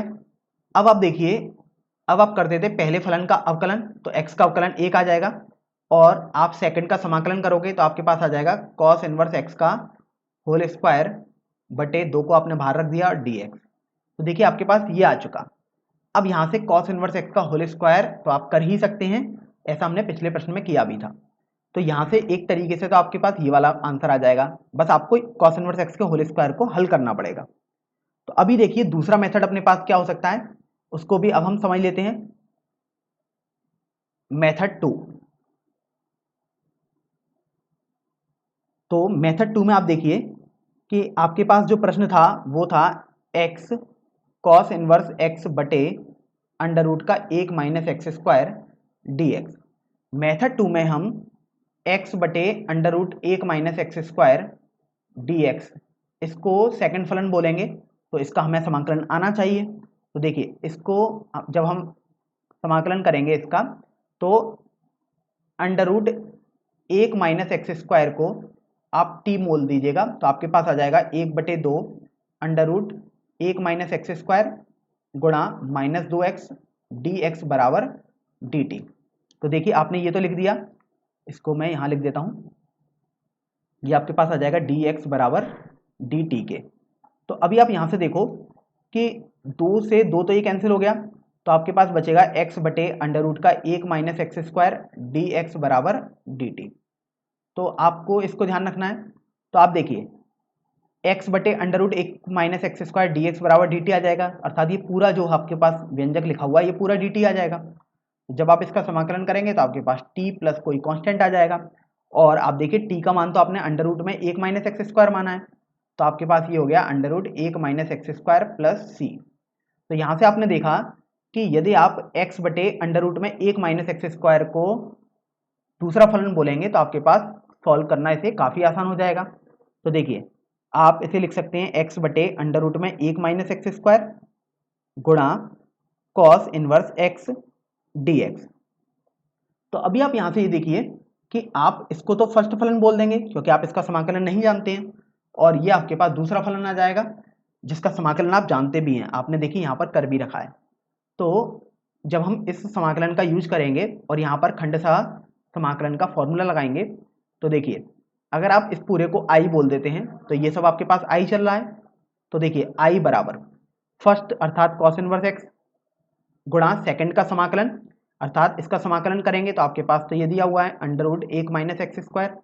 अब इस c को बार बार लिखने की कोई जरूरत नहीं है, बस आप ये ध्यान रखो कि अंत में आप c लिख देना प्रश्न के आंसर में, माइनस पहले का अवकलन अर्थात कॉस इनवर्स x का अवकलन तो आपके पास आ जाएगा -1 बटे √ में 1 माइनस एक्स स्क्वायर इंटू दूसरे का समाकलन जो कि आप कर चुके हैं √1 माइनस एक्स स्क्वायर, और उसका आप दोबारा समाकलन करेंगे तो आपने ये समाकलन का चिन्ह और dx लिख दिया यहाँ से। तो अभी आप ये देखिए कि under root 1 minus x square को आप यहाँ से कट कर सकते हैं, तो आपके पास बचा आई बराबर कॉस इनवर्स एक्स गुणा under root 1 minus x square. अब ये देखिए माइनस और माइनस मिलकर तो प्लस हो गया और आपके पास एक का समाकलन बना एक्स के सापेक्ष। तो अभी आप यहाँ से देखिए आई बराबर आपके पास हो जाएगा कॉस इनवर्स एक्स गुणा अंडर रूट में 1 माइनस एक्स स्क्वायर। और देखिए जब आप एक का समाकलन करेंगे एक्स के सापेक्ष तो आपके पास एक्स आ जाएगा और प्लस अंत में आप कोई भी कांस्टेंट C1 या C2 या C कुछ भी आप लिख सकते हैं। तो इस तरीके से आपका ये प्रश्न संख्या 11 का हल हो जाएगा। तो यहाँ पर आपने दोनों मेथड से इसको देखा, लेकिन चूंकि दूसरे मेथड में आप देखिए बहुत आसानी से आपका आंसर आ चुका है और पहले वाले मेथड में काफ़ी जटिल गणना थी, लेकिन हाँ पहला मेथड भी आप यूज कर सकते थे, लेकिन प्रेफर आप यही करिए कि दूसरे मेथड को आप यूज करें। तो अब हम प्रश्न संख्या 12 हल करेंगे। यहाँ पर आपको दिया हुआ है कि फलन का समाकलन कीजिए और आपके पास फलन दिया हुआ है x गुणा सेक स्क्वायर एक्स। तो आप लिखेंगे x गुणा सेक स्क्वायर एक्स dx। अब देखिए यहाँ पर बात आती है कि पहला और दूसरा फलन कैसे माने। तो आप हमेशा ये ध्यान रखें कि दूसरा फलन जनरली उसे ही माना जाता है जिसका आपको समाकलन पता होता है। तो देखिए अगर आप आइलेट वाले रूल से देखेंगे तो देखिए a यहाँ पर x है अर्थात एल्जेब्रिक फलन या आप बोल सकते हैं बीजगणितीय फलन है, और t आपके पास ट्रिग्नोमेट्रिक फलन अर्थात त्रिकोणमितीय फलन है जो कि सेक स्क्वायर एक्स है। तो यदि आप वरीयता निर्धारण करोगे तो a तो आपके पास पहला फलन हो जाएगा और t आपके पास दूसरा फलन हो जाएगा। तो आपको ये पता तो लग गया कि आप x को पहला फलन मानेंगे और सेक स्क्वायर एक्स को दूसरा फलन मान लेंगे। तो आप देखिए जब आप इसमें फॉर्मूला लगाएंगे तो सबसे पहले लिखेंगे x और दूसरे फलन का समाकलन अर्थात सेक स्क्वायर एक्स का आप समाकलन कर देंगे माइनस, अब आप पहले फलन का अवकलन कर देंगे और दूसरे फलन का समाकलन कर देंगे और अंत में जो भी आपके पास ये फलन आया इतना बड़ा उसका आप समाकलन कर देंगे। तो देखिए अभी तक केवल आपने खंडशः समाकलन का फॉर्मूला लिखा है। अब चलिए इसको थोड़ा सरल करते हैं। तो x सेक स्क्वायर एक्स का यदि आप समाकलन करेंगे तो आपके पास 10x आ जाएगा माइनस, अब देखिए यदि आप x का अवकलन करेंगे तो आपके पास 1 आ जाएगा और यदि आप सेक स्क्वायर एक्स का समाकलन करेंगे तो ये तो डायरेक्ट फॉर्मूला है 10x आ जाएगा। तो ये 1 गुणा 10x का आपको दोबारा समाकलन करना पड़ेगा। तो आपके पास बचा x 10x माइनस 10x। तो यहाँ से आप देखिए कि आपके पास इसका 10x का समाकलन करना होगा। तो अब आपने एक फॉर्मूला पढ़ा भी था कि 10x का समाकलन यदि आप x के सापेक्ष करेंगे तो आपके पास log sec x का मापांक आ जाएगा। तो आपको इस फॉर्मूले को कंठस्थ भी होना चाहिए। तो अभी देखिए आपके पास आ जाएगा x 10x माइनस, अब 10x का समाकलन आप देख सकते हैं इस वाले रूल से आपके पास हो जाएगा log sec x का मापांक प्लस c। तो इस तरीके से आपका ये आंसर हो जाएगा। अब आप इस आंसर को किसी एक फॉर्म में और दे सकते हैं तो उसको भी आप देख सकते हैं, या आप x 10x को तो ऐसे लिखा रहने दीजिएगा और आप इसको माइनस जो log sec x है उसमें आप लिख सकते हैं log sec x की घात माइनस 1। तो आप लिख सकते हैं 1 बटे sec x प्लस c और यहाँ से सरल करने पर आपके पास आ जाएगा x 10x प्लस log, और आप जानते हैं 1 बटे sec x आपके पास cos x हो जाएगा। तो आप cos x का मापांक प्लस c लिख देंगे। तो ये फॉर्म भी आप अपने आंसर में दे सकते थे। दोनों ही आंसर आपके पास बिल्कुल सही हैं। चलिए अब हम अगले प्रश्न पर बढ़ते हैं, प्रश्न संख्या 13 पर। तो देखिए प्रश्न संख्या 13 में आपको दिया हुआ है कि फलन का समाकलन कीजिए और आपके पास जो फलन है वो है tan इनवर्स x। तो देखिए सबसे पहले तो आप इसको समाकलन वाले मानक रूप में लिखेंगे। तो समाकलन का चिन्ह tan इनवर्स x dx। अब आप देखेंगे तो गौर करेंगे कि tan इनवर्स x का डायरेक्ट आपके पास समाकलन का कोई फॉर्मूला नहीं होता है। तो अभी आप इसमें 1 का गुणा कर देंगे तो कोई भी इफेक्ट तो पड़ेगा नहीं, बस आपको दो फलन यहाँ से दिखाई दे गए, एक तो एक 1 और एक फलन आपको tan इनवर्स x दिखाई दे जाएगा। तो अब आप आइलेट नियम के आधार पर देखेंगे कि कौन सा पहला फलन होना चाहिए। तो आप देखिए 1 तो आपके पास एक बीजगणितीय फलन है और tan इनवर्स x आपके पास एक प्रतिलोम अर्थात इनवर्स फलन है।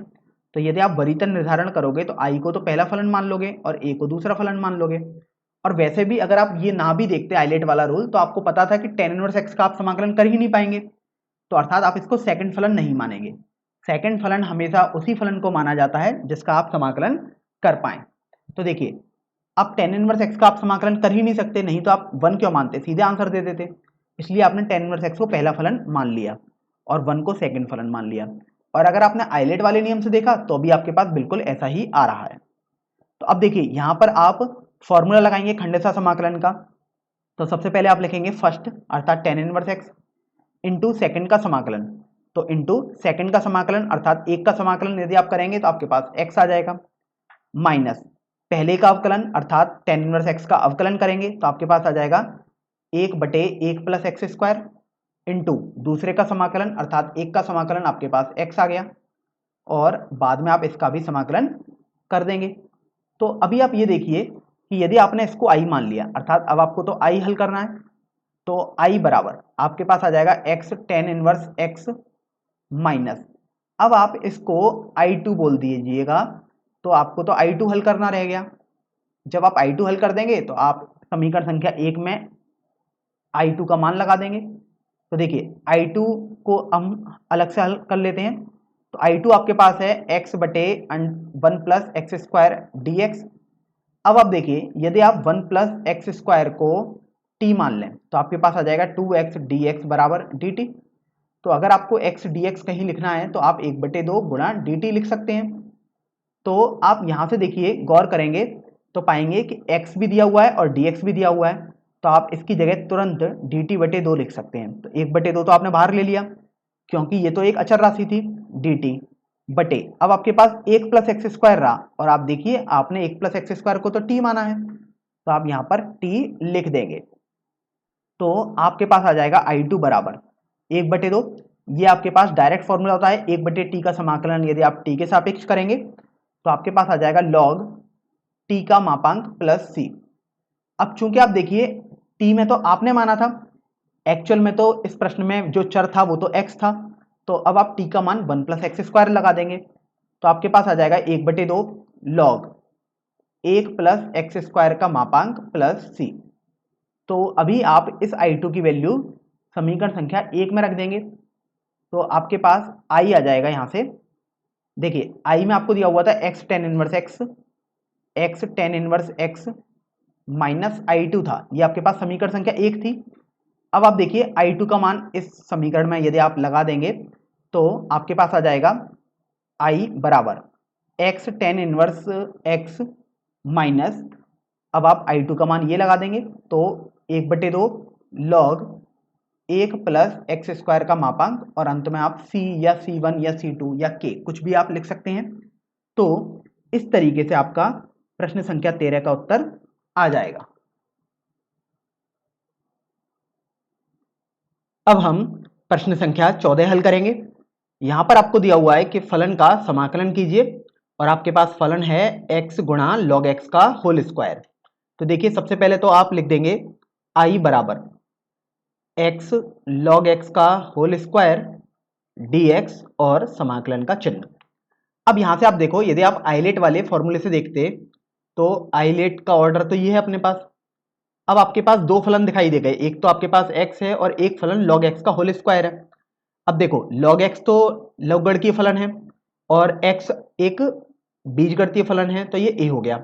अगर आप वरीयता देखेंगे ऊपर से नीचे की तरफ तो आप देखेंगे कि l वाला फलन अर्थात जो लवगणकीय फलन होगा वो आपके पास पहला फलन हो जाएगा और आप बीजगणितीय फलन अर्थात x को दूसरा फलन मान लेंगे। तो इस तरीके से आपके पास ये पहला फलन हो गया और ये दूसरा फलन हो जाएगा।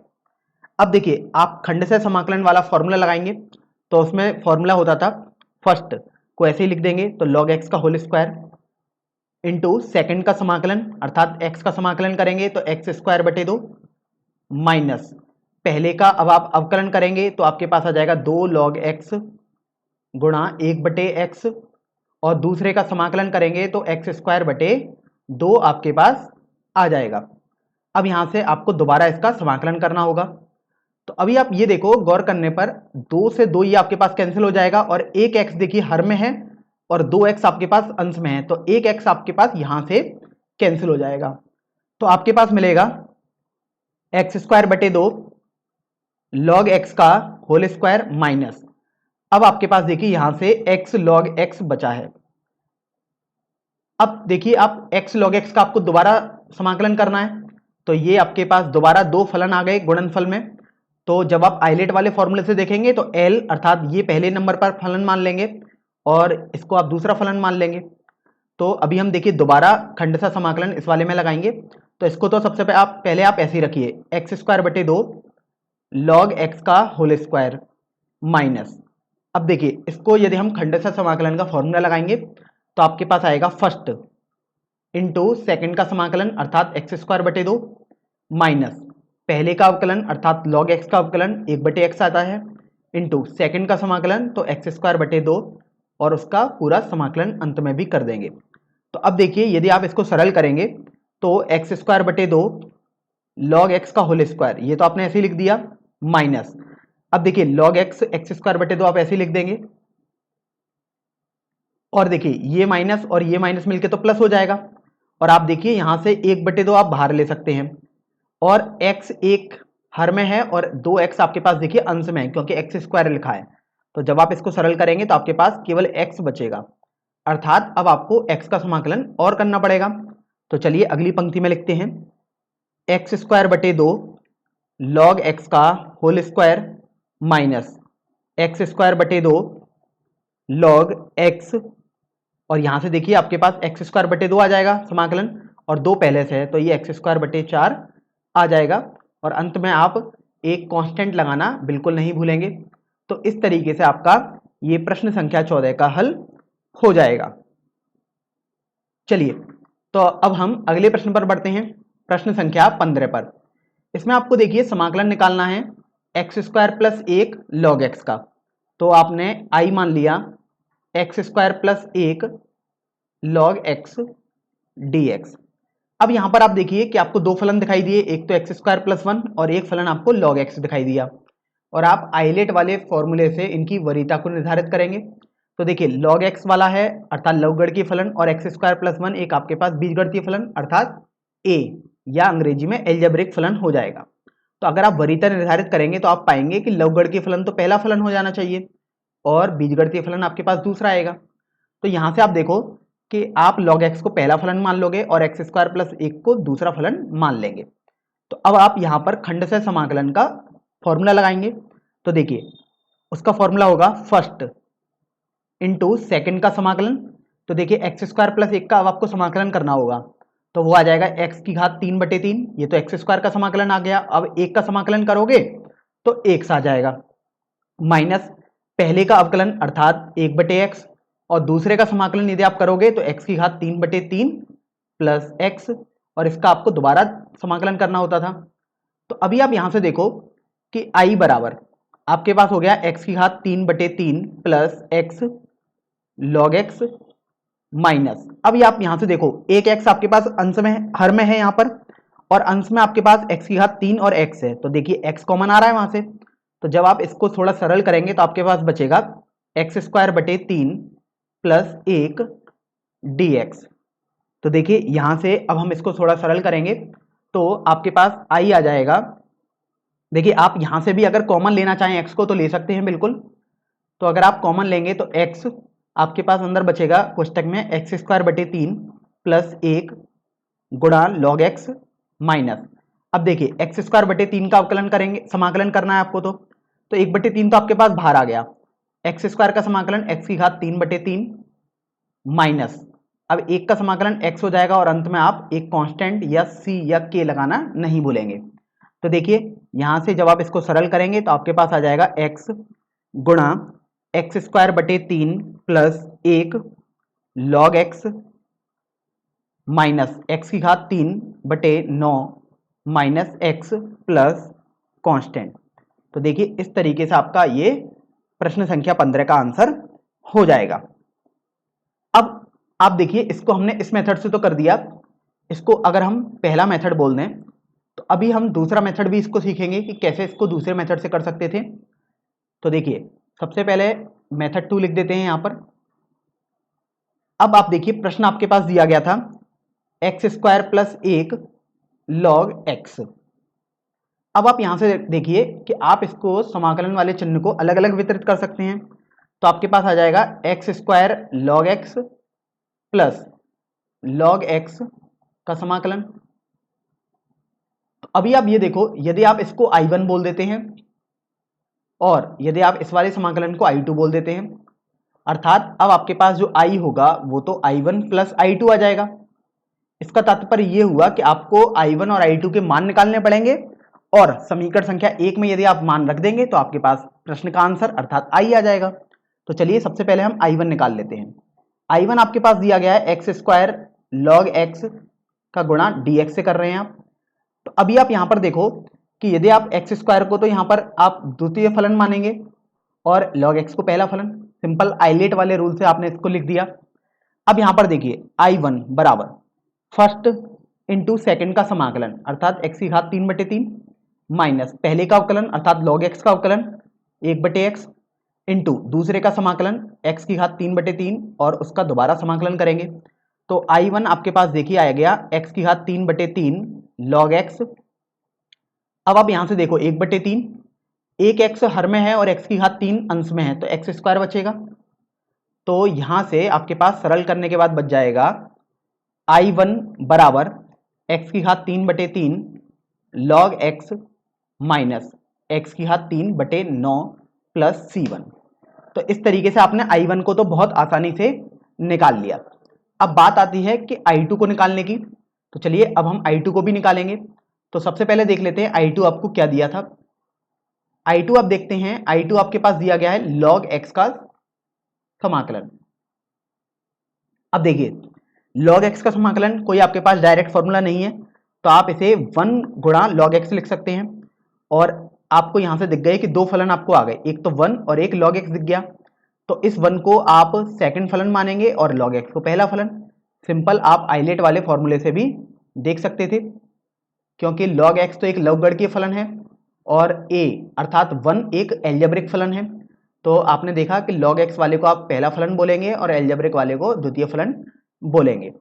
तो अभी आप यहां से देखो I2 फॉर्मूला लगाएंगे तो आपके पास आ जाएगा फर्स्ट अर्थात log x इंटू सेकेंड का समाकलन अर्थात एक का समाकलन x माइनस पहले का अवकलन अर्थात log x का अवकलन 1/x इंटू दूसरे का समाकलन अर्थात x और इसका आपको दोबारा समाकलन करना होता था।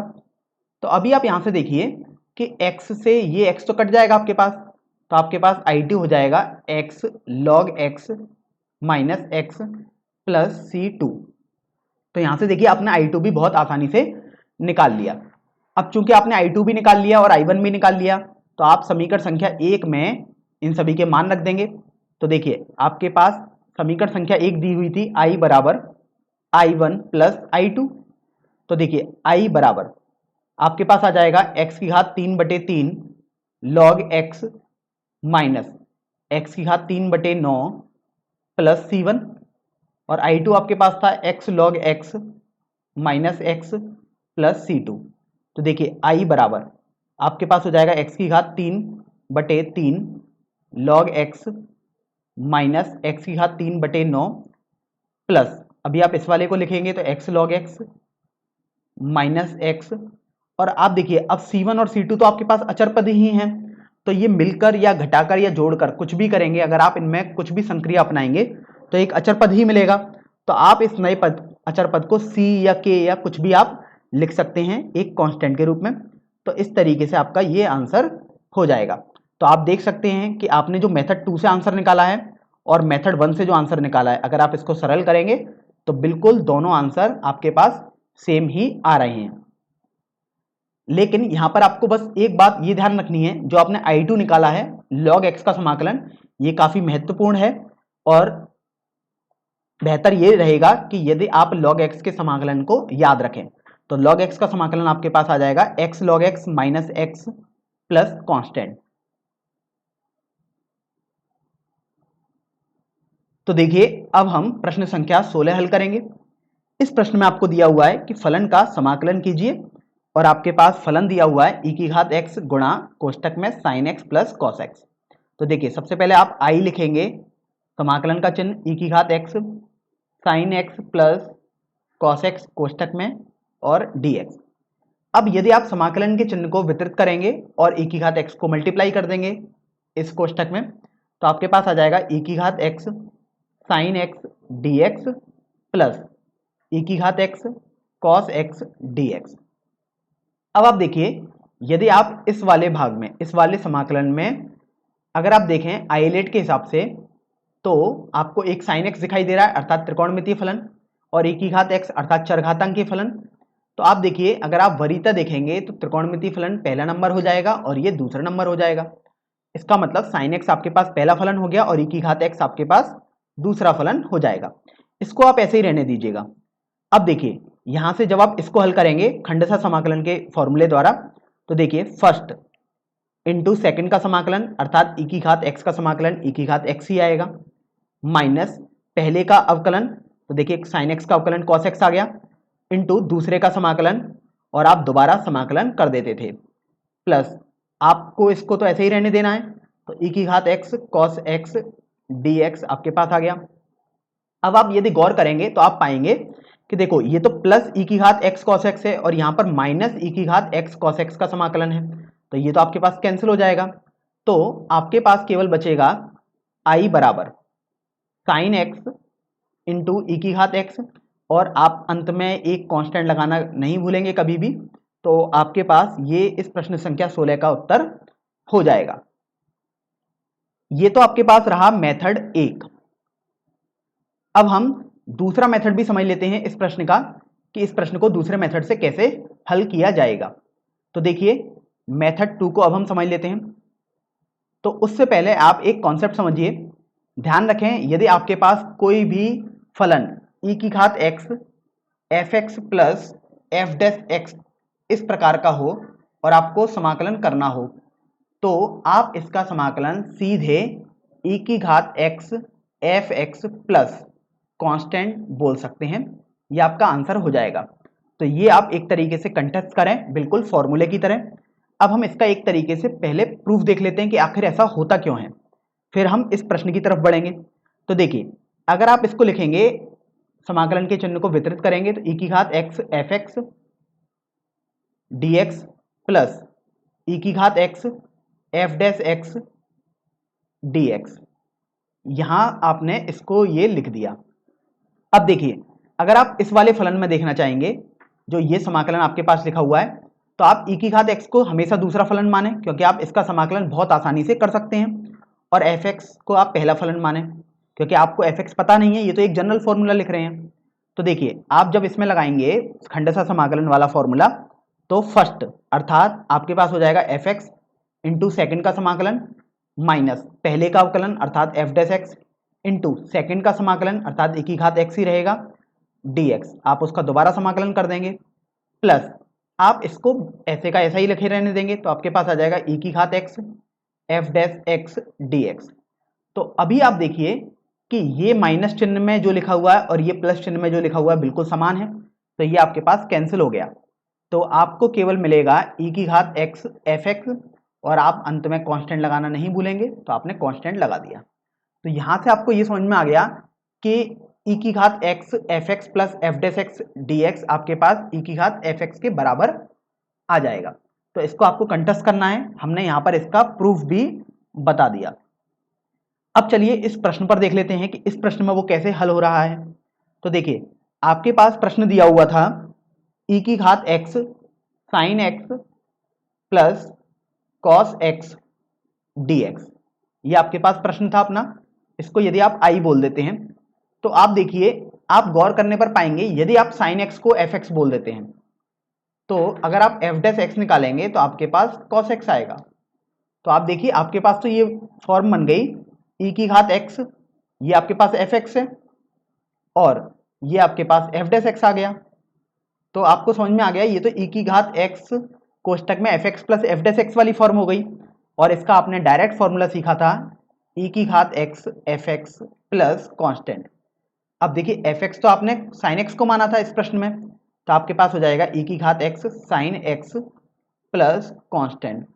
तो आप देख सकते हैं कि आपने मेथड 2 से जो आंसर निकाला और मेथड 1 से जो आंसर निकाला, दोनों आंसर आपके पास बिल्कुल एक जैसे आ रहे हैं। तो ये अपने पास इस प्रश्न का हल हो जाएगा। चलिए अब हम प्रश्न संख्या 16 पर बढ़ते हैं, सॉरी प्रश्न संख्या 17 पर बढ़ते हैं। तो देखिए प्रश्न संख्या 17 में आपको दिया हुआ है समाकलन करना है आपको x ई की घात x बटे 1 प्लस एक्स का होल स्क्वायर। तो देखिए यहां पर यदि आप लिखें i बराबर ई की घात x बटे 1 प्लस एक्स का होल स्क्वायर, यहां पर अभी देखिए जो हमने अभी आपको कॉन्सेप्ट बताया डायरेक्ट फॉर्मूला वाला, उसमें आपको ये विशेष ध्यान रखना है, वो तभी लग सकता है कहीं भी यदि ई की घात x तो आपके पास होना ही चाहिए, और उसमें भी जरूरी नहीं है हर प्रश्न में लगेगा ही, लेकिन आप एक बार ट्राई जरूर कर सकते हैं। तो आप देखिए यहां पर अगर आप इसमें कोष्टक लगा दें और एक जोड़ें, तो अब आपको बेसिकली आपने ई की घात x का गुणा किया अर्थात उसको जोड़ दिया, तो ई की घात x को आप घटाएंगे भी। तो देखिए आपके पास ये आ जाएगा ई की घात x प्लस 1 बटे x प्लस 1 का होल स्क्वायर माइनस ई की घात x बटे 1 प्लस एक्स का होल स्क्वायर dx। तो यहां से आपको ये तो समझ में आ गया। अब आप देखिए इस x प्लस 1 से x प्लस 1 हर में तो 2 बार लिखा हुआ है क्योंकि स्क्वायर है, तो एक बार कैंसिल कर देंगे आप, तो आपके पास बचेगा ई की घात x को कॉमन भी ले सकते हैं अभी आप, और आपके पास बचा 1 बटे एक्स प्लस 1 प्लस, अब देखिए ये तो माइनस चिन्ह था लेकिन मैं माइनस चिन्ह को अलग से यहां पर लिख रहा हूं, तो अभी आपको ये समझ में आ गया कि ई की घात x को कॉमन लेकर ऐसे लिखा जा सकता है। तो अभी आप यहां पर गौर करेंगे तो पाएंगे कि यदि आप एफ एक्स को 1 बटे एक्स प्लस 1 माने, यदि आपने इसको एफ एक्स माना, तो अगर आप एफ डैश एक्स निकालेंगे अर्थात यदि आपने एफ एक्स तो 1 बटे एक्स प्लस 1 माना, अगर आप एफ डैश एक्स निकालोगे तो आपके पास आ जाएगा माइनस 1 बटे एक्स प्लस 1 का होल स्क्वायर। तो आपको तुरंत पता लगा कि ये जो वैल्यू लिखी हुई है अपने पास एफ डैश एक्स लिखी हुई है, अर्थात ये तो आपके पास ई की घात x F x plus F dash x ये वाली फॉर्म आ गई, और आपने इसका आंसर सीधे याद किया था, अभी हमने आपको प्रूफ भी दिखाया था ई की घात एफ एक्स प्लस कांस्टेंट होना चाहिए ये तो देखिए बस अब आप एफ एक्स का मान लगा देंगे जो आपने माना है, तो ई की घात एक्स एफ एक्स आपके पास 1 बटे एक्स प्लस 1 हो जाएगा, तो गुणा 1 बटे एक्स प्लस 1 प्लस कांस्टेंट हो जाएगा। तो इस तरीके से आपका ये आंसर हो जाएगा ई की घात एक्स बटे एक्स प्लस 1 प्लस कांस्टेंट। तो ये आपने प्रश्न संख्या 17 भी हल कर दी है। अब हम प्रश्न संख्या 18 को पढ़ते हैं। यहां पर दिया हुआ है कि फलन का समाकलन कीजिए, और आपके पास फलन है ई की घात एक्स कोष्टक में 1 प्लस साइन एक्स बटे 1 प्लस कॉस एक्स। तो देखिए यदि आप इसको आई मान लेते हैं तो आपके पास हो जाएगा समाकलन का चिन्ह ई की घात एक्स 1 प्लस साइन एक्स बटे 1 प्लस कॉस एक्स dx। अब आप यहां से देखिए कि आप साइन एक्स को यदि ब्रेक करेंगे, त्रिकोणमिति में आपने फॉर्मूला पढ़ा था कक्षा 11 में, ये आएगा 2 साइन एक्स बटे 2 कॉस एक्स बटे 2, और इसी तरीके से आप देखिए ये 1 प्लस कॉस एक्स आपके पास हर में है, तो आप हमेशा कोशिश करते हैं कि इस 1 को आप हटा दें कैसे भी, तो कॉस एक्स का आप मान लगा देंगे 2 कॉस स्क्वायर एक्स बटे 2 माइनस 1। तो यहां से आपको ये तो समझ में आ गया। अब आप एक बात पर गौर करिए कि जो ये 1 लिखा हुआ है, इस 1 को आप क्या लिख सकते हैं, तो आपने सर्वसमीकरण के हिसाब से पढ़ा था कि साइन स्क्वायर कोई angle plus cos square angle बराबर 1 होता है। यहां पर मैंने एंगल इसलिए नहीं लिखे हैं क्योंकि मैं आपको समझाना चाह रहा हूं। तो आप देखो यहां पर आप कैसा एंगल यूज करें, बात ये आती है, आप यहां पर थीटा भी यूज कर सकते हैं, एक्स भी यूज कर सकते हैं, 5x भी यूज कर सकते हैं, कुछ भी यूज कर सकते हैं यहां पर आप, लेकिन आपको इस तरीके का सोचना होता है एंगल। आप देखिए साइन एक्स को जब आप लिखोगे इसको, तो एंगल आपके पास x बटे 2 जैसे बन रहे हैं, तो आप इन्हीं तरीके के एंगल को यहां पर यूज कर लेते हैं, अर्थात अब आप लिखेंगे sine square x by 2 plus cos square x by 2 बराबर 1। तो अगर आप विपरीत तरफ से देखेंगे तो आप 1 को लिख सकते हैं sine square x by two plus cos square x by two, क्योंकि आपने विपरीत दिशा में ऐसा सोचा। तो चलिए अब हम इसको लिखते हैं आई बराबर ई की घात एक्स, तो आपके पास चल ही रहा है, और अब 1 की जगह आपने लिख दिया साइन स्क्वायर एक्स बटे दो प्लस कॉस स्क्वायर एक्स बटे दो, और आपने साइन एक्स की जगह लिख दिया 2 साइन एक्स बटे दो कॉस एक्स बटे दो, और हर में आपके पास हो जाएगा 1 प्लस 2 कॉस स्क्वायर एक्स बटे दो माइनस 1, और dx आपके पास यहां से आ जाएगा। अब आप देखिए -1 और +1 तो आपके पास कैंसिल हो गया, और आपके पास ये भी देख रहे हैं आप कि अंश में लिखा हुआ है, अगर आप साइन एक्स बटे दो को a माने तो ये a स्क्वायर, और कॉस एक्स बटे दो को b माने तो a square plus b square plus 2ab, ये तो a प्लस बी का होल स्क्वायर बन जाएगा। तो यहां से आप देखिए i बराबर, इस दो को आप बाहर ले सकते हैं क्योंकि ये तो अचर है, तो 1/2 आपने बाहर ले लिया, आपके पास बचा e की घात x साइन एक्स बटे दो प्लस कॉस एक्स बटे दो का होल स्क्वायर बटे कॉस स्क्वायर एक्स बटे दो dx, तो ये आपके पास i आ गया। अब देखिए आप इसको थोड़ा और सरल करेंगे तो आपको मिलेगा i बराबर 1/2 तो ऐसे ही चलेगा e की घात x। अब ये होल स्क्वायर तो अंश में भी है और देखिए हर में भी होल स्क्वायर हो रहा है, तो आप लिख सकते हैं साइन एक्स बटे दो प्लस कॉस एक्स बटे दो बटे कॉस एक्स बटे दो का होल स्क्वायर। तो यहां से आपको ये भी समझ में आ गया और आपने dx यहां से लिख दिया। तो अभी आप देखो आपके पास i आ जाएगा 1/2 e की घात x, यहां से देखिए आपके पास 10x/2 आ जाएगा, और ये तो आपके पास कैंसिल हो गया तो ये तो 1 बचा, और आपने होल स्क्वायर dx लिख दिया।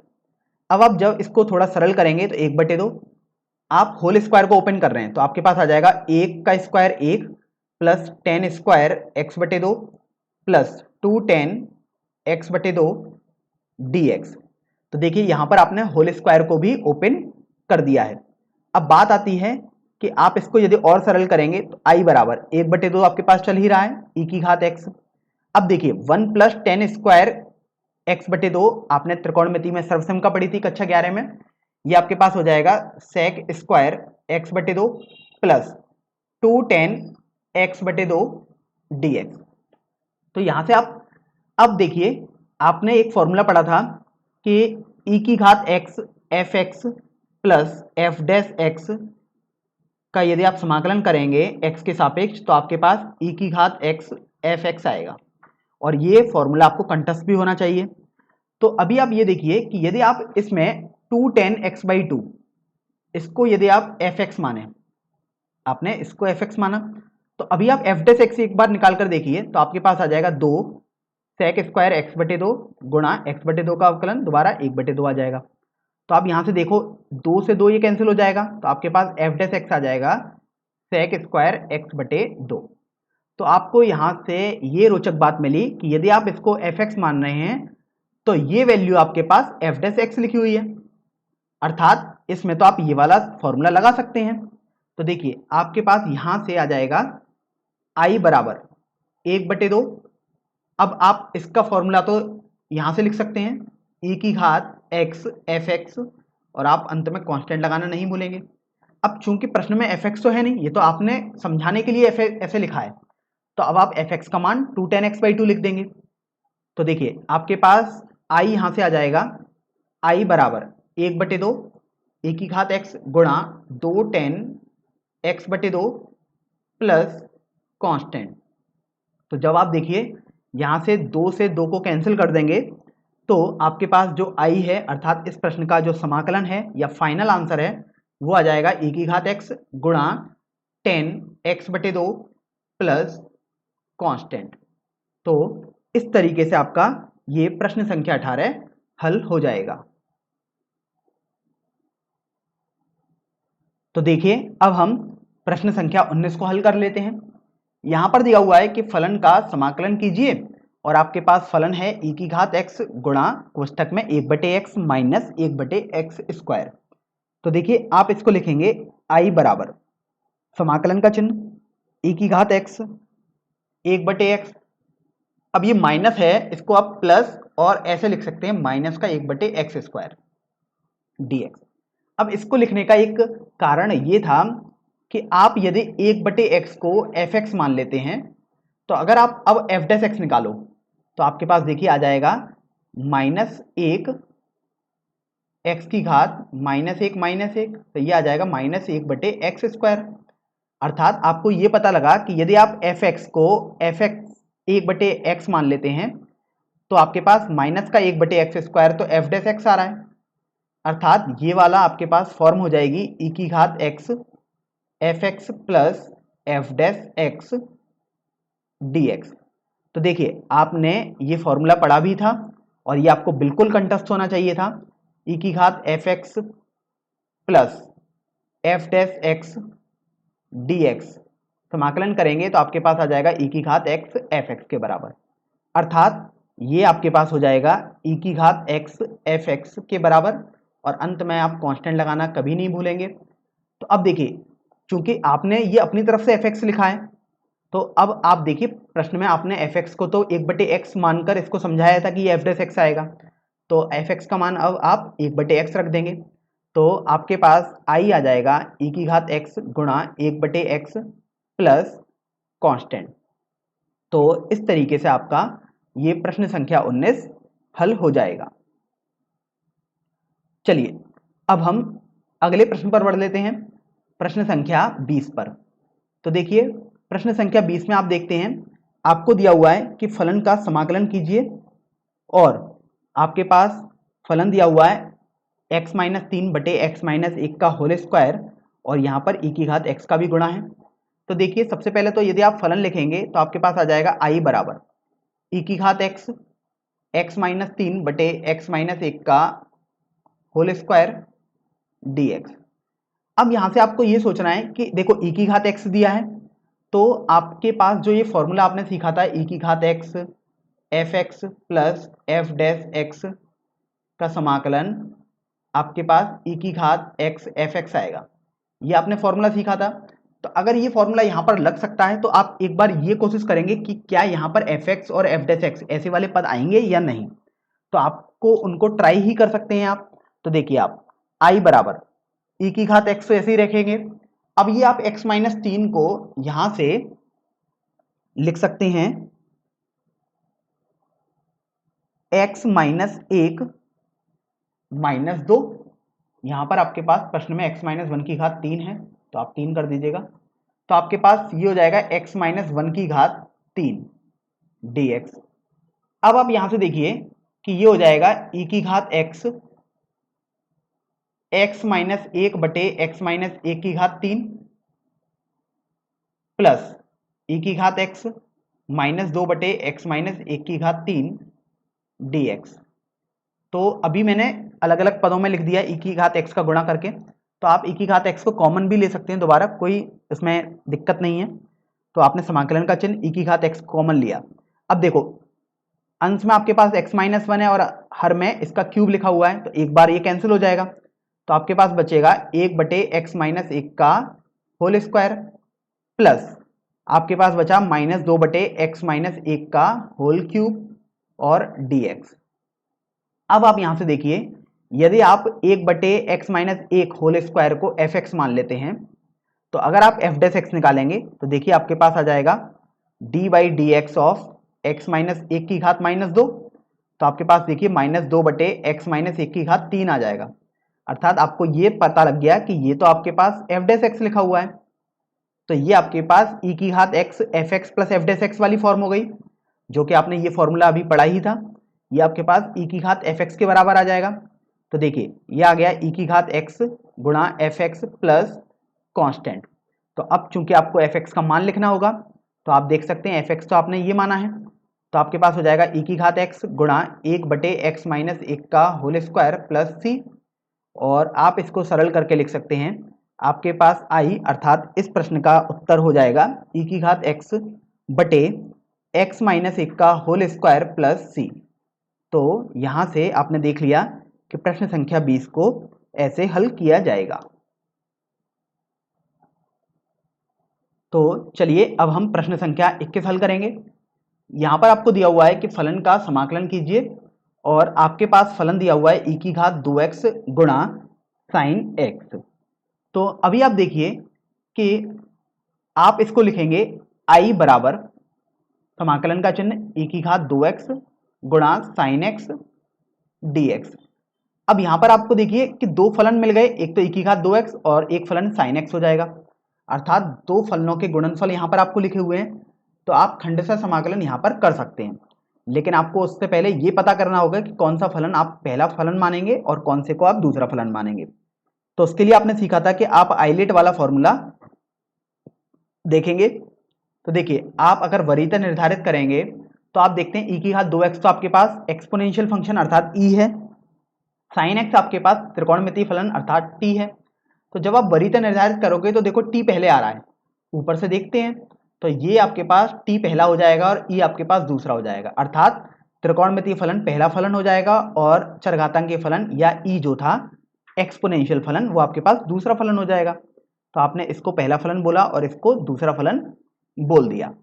अभी आप ये देखिए, जब आप इसमें खंडशः समाकलन अब करेंगे तो आपके पास देखिए आ जाएगा i बराबर फर्स्ट अर्थात साइन x इंटू सेकेंड का समाकलन तो e की घात 2x बटे 2 आप जरूर करेंगे क्योंकि 2 का गुणा हो रहा है x के साथ, आप देख सकते हैं, तो इसलिए आपने 2 से भाग कर दिया, माइनस पहले का अवकलन अर्थात साइन x का अवकलन आपके पास हो जाएगा कॉस x इंटू दूसरे का समाकलन अर्थात e की घात 2x बटे 2 और उसका आप दोबारा समाकलन कर देंगे। तो यहां से आपके पास देखिए आ जाएगा i बराबर e की घात 2x बटे 2 साइन x माइनस 1 बटे 2। अब आपके पास देखिए ये आ गया e की घात 2x गुणा कॉस x dx और इसका समाकलन। अब ये दोबारा आपको देखिए दिख गया यहाँ से कि दो फलन दिए हुए हैं गुणनफल में, तो आप आइलेट के हिसाब से दोबारा इनको मानेंगे तो आपके पास ये सेकंड फलन आ जाएगा e की घात 2x और cos x पहला फलन हो जाएगा। तो देखिए i बराबर अब आप लिखेंगे e की घात 2x बटे 2 साइन x माइनस 1 बटे 2 आपके पास बाहर है ही। अब देखिए फर्स्ट अर्थात cos x इंटू सेकेंड का समाकलन अर्थात e की घात 2x बटे 2 माइनस पहले का अवकलन अर्थात माइनस साइन एक्स होगा और माइनस आपके पास फॉर्मूले में भी होता है तो ये आपने प्लस साइन एक्स कर दिया इंटू सेकेंड का समाकलन अर्थात e की घात 2x बटे 2 और ये आप इसका दोबारा समाकलन कर देंगे। इसको मैं यहाँ से हटा देता हूँ। तो अभी देखिए ये आपके पास आ गया। अब आप यहाँ से देखिए थोड़ा सरल करेंगे तो आपके पास आएगा i बराबर e की घात 2x बटे 2 साइन x माइनस 1 बटे 4 कॉस x e की घात 2x और माइनस 1 बटे 2 को यदि आप अंदर भी गुणा करोगे तो देखो 2 पहले से भी है हर में, तो ये माइनस का 1 बटे 4 e की घात 2x साइन x dx आ गया। अब आप देखिए प्रश्न में जो आपको समाकलन करना था वो तो ये था e की घात 2x साइन x dx और इसको तो आपने i मान लिया था। तो अभी आप देखो कि ये जो आपके पास इतना पार्ट लिखा हुआ है ये i ही तो लिखा हुआ है, तो आप इसको i लिख सकते हैं। तो देखिए आपके पास आ जाएगा i बराबर e की घात 2x साइन x बटे 2 माइनस 1 बटे 4 कॉस x e की घात 2x माइनस i बटे 4। अब आप i बटे 4 को पक्षांतर करेंगे अर्थात आप बाएं पक्ष में भेजेंगे तो ये आपके पास पॉजिटिव हो जाएगा, तो i प्लस i बटे 4 बन जाएगा आपके पास और आपके पास आ जाएगा 1 बटे 2 साइन x e की घात 2x माइनस 1 बटे 4 कॉस x e की घात 2x। अब चूंकि आपको तो i का मान निकालना है तो आप देखिए यहां से आपके पास आ जाएगा हल करने पर 5i बटे 4। तो देखिए 5i बटे 4 बराबर आपके पास हो गया 1 बटे 2 साइन x e की घात 2x माइनस 1 बटे 4 कॉस x e की घात 2x। चाहें तो आप अभी कांस्टेंट लगा सकते हैं, चाहें तो सबसे अंत में आप कांस्टेंट जरूर लगा दें, तो जैसे मैंने यहाँ पर अभी लगा दिए हैं। तो अब देखिए आपको i का मान निकालना है तो i आपके पास हो जाएगा 4 बटे 5 गुणा 1 बटे 2 साइन x e की घात 2x माइनस 4 बटे 5 गुणा 1 बटे 4 कॉस x e की घात 2x प्लस कांस्टेंट अर्थात c मैंने लिख दिया यहाँ पर। तो आप देखिए यहाँ से 4 से 4 तो आपके पास ये कैंसिल हो गया और यहाँ से आप देख सकते हैं ये आपके पास कैंसिल 2 बार हो जाएगा। तो i बराबर e की घात 2x आप देखिए दोनों पदों में आ रहा है तो ये आपने कॉमन ले लिया और आप देखिए 5 हर में दोनों पदों में आ रहा है, तो आपने 5 को भी कॉमन ले लिया हर में, तो आपके पास हो जाएगा 2 sine x minus cos x plus C. तो इस तरीके से आपका ये प्रश्न संख्या 21 का उत्तर हो जाएगा। तो देखिए ये तो आपके पास पहला मेथड हो गया इस प्रश्न को हल करने का। अब हम दूसरा मेथड समझ लेते हैं। तो देखिए मेथड टू में आपने अपने अध्याय में एक फॉर्मूला पढ़ा था, उसको हम यूज करेंगे। तो वो फॉर्मूला था आपके पास, जब भी आपको e की घात ax साइन bx का इंटीग्रेशन अर्थात समाकलन करना होगा x के सापेक्ष, तो वो फॉर्मूला था आपके पास e की घात ax बटे a square plus b square कोष्टक में a sine bx minus b cos bx, और अंत में आप प्लस सी या कांस्टेंट लगाना नहीं भूलेंगे। तो ये आपके पास फॉर्मूला था, इसी फॉर्मूले को हमने मेथड 2 नाम दे दिया जैसे यहाँ पर। तो आप फॉर्मूला लगाएंगे और आपके पास डायरेक्ट एक बार में आंसर आ जाएगा। तो देखिए कैसे, आपके पास प्रश्न था आई बराबर ई की घात 2x साइन एक्स dx। तो देखिए ये आपने यहाँ पर आई लिख दिया और ये आपने प्रश्न लिख दिया। अब आप यदि यहां से कंपेयर करेंगे तो आपको यहां पर मिल रहा है a बराबर 2 और b बराबर 1 मिल रहा है, तो आप बस इसी फॉर्मूले में मान रख देंगे। तो देखिए i बराबर आपके पास हो जाएगा e की घात, a की जगह आप 2 और b की जगह 1 रख देंगे हर जगह। तो देखिए 2x बटे a square plus b square अर्थात 2 का स्क्वायर प्लस 1 का स्क्वायर, और कोष्टक में a की जगह 2 तो साइन bx अर्थात 1 गुणा x, तो ये x ही आएगा, minus b cos b x अर्थात 1 का गुणा करना होगा तो वो जैसा का तैसा ही रहेगा, तो यहाँ से कॉस x ही आपके पास आ जाएगा, और आप अंत में c लगाना नहीं भूलेंगे। तो जब आप इसको थोड़ा सरल करेंगे तो देखिए आपको i मिल जाएगा e की घात 2x बटे 2 का स्क्वायर 4 हो गया और 1 का स्क्वायर 1 हो गया, तो यहाँ से मिलकर ये 5 हो गया, और आपके पास आ गया 2 sine x minus cos x plus C. तो आप देख सकते हैं मेथड 2 से भी आपका आंसर बिल्कुल वही आ रहा है जो मेथड 1 से आया था। बस मेथड 2 में हमने एक फॉर्मूला यूज किया है जो कि आपने अपने अध्याय में पढ़ा भी था। तो आप डायरेक्ट फॉर्मूले का यूज करके भी आंसर निकाल सकते हैं, या जैसे हमने मेथड 1 में बिल्कुल प्रॉपर तरीके से किया था आप वैसे भी इस प्रश्न को हल कर सकते थे। तो अब हम प्रश्न संख्या 22 हल करेंगे। यहां पर आपको दिया हुआ है कि फलन का समाकलन कीजिए, और आपको दिया हुआ है कि साइन इनवर्स 2x बटे 1 प्लस एक्स स्क्वायर। तो देखिए सबसे पहले तो आप लिखेंगे i बराबर समाकलन का चिन्ह साइन इनवर्स 2x बटे 1 प्लस एक्स स्क्वायर dx। तो अभी आप यहां से देखिए कि आपके पास ये प्रतिलोम त्रिकोणमितीय फलन दिया है, तो आपका सबसे पहले उद्देश्य रहता है कि इसको थोड़ा आप सरल कर पाएं। तो आप x ऐसा मानेंगे ताकि ये आपके पास कुछ साइन में बन जाए। तो देखिए अगर आप x को यहाँ से टेन थीटा मानते हैं तो यहाँ से आपके पास आ जाएगा dx बराबर sec square theta d theta. तो अभी आप देखो कि आपके पास आ जाएगा i बराबर साइन इनवर्स, यहाँ से आ जाएगा 2 टेन थीटा बटे 1 प्लस टेन स्क्वायर थीटा गुणा, अब dx की जगह तो आपको ये लिखना होगा sec square theta d theta, तो आपने सेक स्क्वायर थीटा गुणा डी थीटा लिख दिया। तो देखिए ये आपके पास अभी फॉर्मूला बन चुका है, त्रिकोणमिति में आपने कक्षा 11 में पढ़ा था। ये फॉर्मूला होता है आपके पास 2 टेन थीटा बटे 1 plus ten square theta sine 2 theta के बराबर होता है। तो आप इस फॉर्मूले को अब थोड़ा ध्यान रखेंगे। तो देखिए ये आपके पास आ जाएगा साइन इनवर्स साइन 2 थीटा गुणा sec square theta d theta और समाकलन का चिन्ह। अब आप यहां से देखिए कि यहां पर तो साइन इनवर्स है और यहां पर आपके पास साइन है, तो ये तो आपके पास कैंसिल हो जाएंगे। तो आपके पास बचेगा आई बराबर 2 आपने बाहर ले लिया theta sec square theta d theta.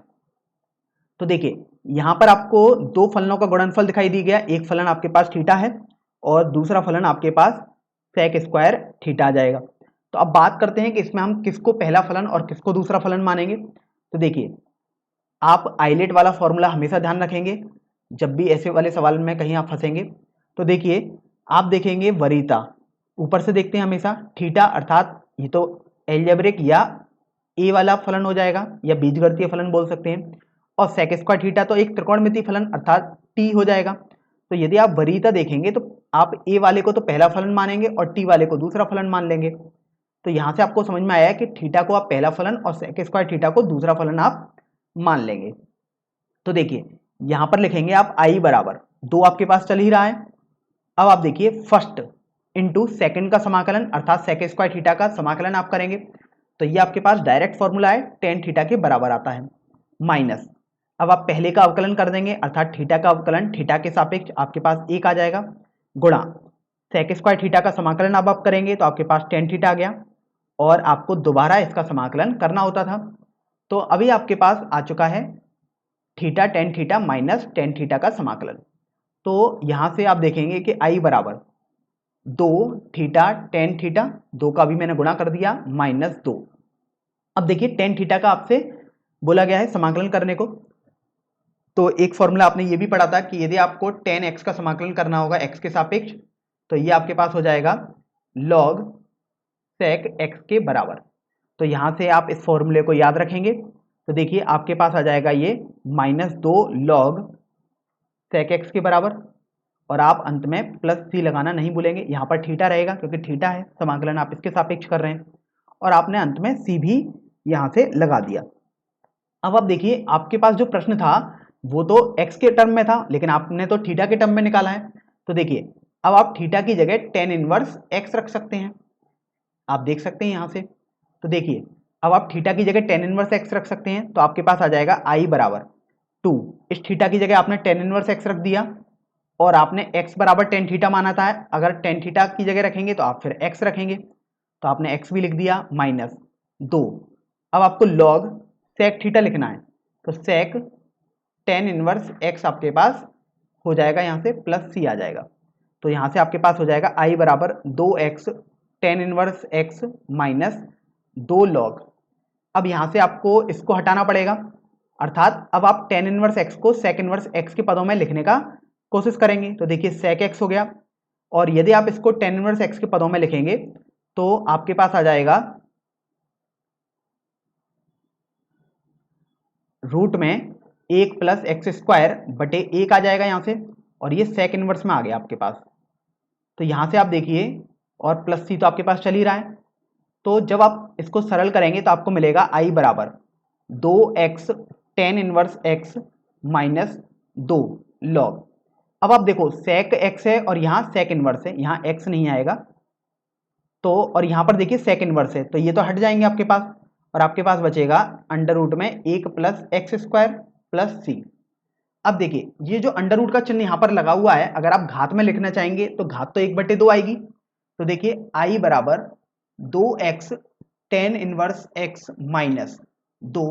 अब ये जो घात होगी वो 1/2 आएगी तो आप इस घात को बाहर ले लेंगे तो 1/2 ये आ जाएगा और आपके पास बचेगा लॉग में 1 प्लस एक्स स्क्वायर प्लस सी के बराबर। तो देखिए 2 से 2 यहाँ से कट जाएगा तो अभी आपके पास जो आई होगा अर्थात इस प्रश्न का आंसर हो जाएगा 2x गुणा tan inverse x minus log 1 plus x square का मापांक प्लस सी। तो इस तरीके से प्रश्न संख्या 22 हल हो जाएगी। अब देखिए इसका हम एक दूसरा मेथड भी समझ लेते हैं। पहले मेथड में आपने अभी तक इसको आई लिख दिया और फिर आपने सॉल्व किया। अब दूसरे मेथड में आप समझते हैं कि इसको हम कैसे हल करेंगे। तो देखिए आपके पास दिया हुआ था साइन इनवर्स 2x बटे 1 प्लस एक्स स्क्वायर, ये आपके पास फलन दिया था। तो अगर आप इसको लिखेंगे आई बराबर साइन इनवर्स 2x बटे 1 प्लस एक्स स्क्वायर dx। अब यहां से हम इस प्रश्न में x का मान टेन थीटा नहीं रख रहे हैं, आपने मेथड 1 में x का मान यहां पर टेन थीटा रख दिया। अभी हम बोल रहे हैं कि अगर आप इसको थोड़ा सरल करेंगे तो आपने प्रतिलोम त्रिकोणमितीय फलन वाले अध्याय में पढ़ा था, इसका मान आपको याद भी होना चाहिए था। और यदि आप x का मान टेन थीटा लगाकर केवल यहीं पर आप टेन थीटा लगा रहे हैं, अभी आप i में नहीं लगा रहे हैं, आप इस फलन को सरल कर रहे हैं तो आपके पास 2 टेन इनवर्स x के बराबर आता है। तो अभी मैं इसकी जगह 2 टेन इनवर्स x लिख दूंगा। तो देखिए आपके पास आ जाएगा 2 गुणा टेन इनवर्स x dx। तो यहाँ से अब आपको सीधे x का मान tan थीटा यहाँ पर अलग से नहीं लगाना पड़ा। तो मेथड 2 में जब हम आगे बढ़ेंगे तो देखिए 2 को आपने बाहर ले लिया, आपके पास tan इनवर्स x dx बचा। अब tan इनवर्स x का कोई डायरेक्ट फॉर्मूला तो होता नहीं है समाकलन का, तो अब आप इसमें एक का गुणा ऐसे दिखा सकते हैं। तो आपके पास देखिए दो फलन भी दिखाई दे गए, एक तो एक फलन एक हो जाएगा और एक tan इनवर्स x हो जाएगा। तो आप देखेंगे कि आपको ये सेकंड फलन मिल जाएगा और ये फर्स्ट फलन मिल जाएगा अगर आप आइलेट वाले रूल से देखेंगे तो देखिए i बराबर आपके पास हो जाएगा, दो तो ऐसे ही चल रहा है, फर्स्ट अर्थात tan inverse x into second का समाकलन माइनस पहले का अवकलन अर्थात 1/1 प्लस एक्स स्क्वायर इंटू दूसरे का समाकलन अर्थात 1 का समाकलन, तो ये x आ जाएगा। और आपने सीखा था कि आप दोबारा इसका समाकलन करेंगे। तो अभी आप ये देखिए कि ये आपके पास हो गया यहाँ से i बराबर, अगर आप गुणा कर देंगे दो का तो 2x tan inverse x minus 2x/1 plus x square dx। अब आप देखिए यदि आप इसको I1 बोल देते हैं तो आपके पास i हो जाएगा 2x tan inverse x minus I1। अब आपको I1 का मान अलग से निकालना होगा और आप अगर इस समीकरण को 1 बोल देते हैं तो I1 का मान समीकरण संख्या 1 में रख देंगे। तो चलिए अब हम I1 को अलग से हल कर लेते हैं। I1 आपके पास है 2x/1 plus x square dx। तो देखिए अगर आप 1 प्लस एक्स स्क्वायर को t मान लें तो आपके पास आ जाएगा 2x dx बराबर dt। तो यहां से आप देख सकते हैं कि 2x भी आपको दिखाई दिया और गुणा dx भी आपको दिखाई दे रहा है। तो आप इसकी जगह तुरंत dt लिख सकते हैं अर्थात I1 बराबर dt/t आपके पास आ जाएगा। और आप इसका समाकलन जानते हैं log t का मापांक प्लस c आपके पास आ जाएगा।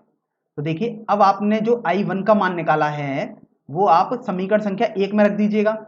तो देखिए आपके पास i आ जाएगा यहाँ से 2x tan inverse x minus, अच्छा यहाँ पर एक बात और ध्यान रखें, पहले t को आप x के पदों में लिख लें तो आपके पास आ जाएगा log t का मान 1 प्लस एक्स स्क्वायर रखेंगे तो 1 प्लस एक्स स्क्वायर का मापांक प्लस c। अब आप इस मान को रख दीजिए यहाँ पर तो आपके पास आ गया log x plus 1 plus x square का मापांक प्लस c। तो आपने यहाँ से देखा कि मेथड 2 से जो आपने i निकाला है अर्थात जो समाकलन निकाला है और मेथड 1 से जो आपने समाकलन निकाला, दोनों का आंसर आपके पास सेम ही आ रहा है। तो आप कोई भी मेथड अपनी परीक्षा में यूज कर सकते हैं, आपका आंसर दोनों ही से सेम आएगा। तो अब हम प्रश्न संख्या 23 हल करेंगे। यहाँ पर आपको दिया हुआ है कि सही उत्तर का चयन कीजिए और आपके पास दिया हुआ है समाकलन एक्स स्क्वायर गुणा e की घात एक्स क्यूब का x के सापेक्ष बराबर होगा। और आपके पास यहाँ पर 4 विकल्प आपको दे दिए गए हैं और आपसे सही विकल्प का चुनाव करने को बोला गया है। तो देखिए यहाँ पर इस सवाल को हम 2 मेथड से हल करेंगे। तो सबसे पहले मेथड 1 देख लेते हैं। तो देखिए आपके पास जो प्रश्न है वो है समाकलन का चिन्ह एक्स स्क्वायर e की घात x की घात 3 dx। तो पहले मेथड में हम e की घात x क्यूब को t मान लेते हैं। तो यहाँ से यदि आप इसको अवकलित करेंगे स्वयं के सापेक्ष तो ये आपके पास आ जाएगा e की घात x क्यूब और अब आप x क्यूब का अवकलन करेंगे तो 3x स्क्वायर dx बराबर dt आ जाएगा। इसका मतलब ये हुआ कि e की घात x क्यूब गुणा एक्स स्क्वायर dx आपके पास dt/3 आ जाएगा। तो देखिए आपको e की घात x क्यूब भी दिखाई दे गया गुणा एक्स स्क्वायर और dx भी दिखाई दे गया, तो आप इसकी जगह तुरंत यहाँ से dt/3 लिख सकते हैं। तो ये आपके पास आ गया dt/3।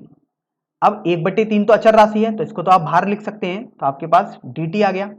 dt अर्थात 1 गुणा dt भी आप लिख सकते हैं। तो इसका मतलब ये हुआ कि आपको 1 का समाकलन करना है t के सापेक्ष, तो आपके पास ये t आ जाता है अर्थात आपके पास t/3 प्लस c आ जाएगा।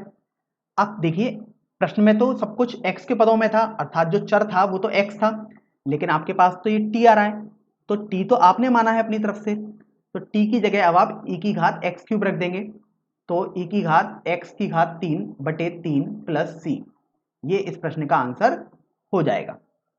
तो यहां से आपने पहला मेथड में इसे हल कर दिया। अब देखिए हम दूसरा मेथड देख लेते हैं कि दूसरा मेथड अपने पास क्या हो सकता है। तो देखिए दूसरे मेथड को अब हम देखते हैं। मेथड 2 में हम यहाँ पर प्रश्न को जो दिया हुआ है एक्स स्क्वायर ई की घात एक्स की घात 3 dx, इसमें यहाँ पर x की घात 3 को t मान लेते हैं, क्योंकि ये संशय काफी रहता है क्या ई की घात एक्स क्यूब को ही t मानने पर ये होगा। तो अगर आप x की घात 3 को t मान लेते हैं तो चलिए आगे बढ़ते हैं।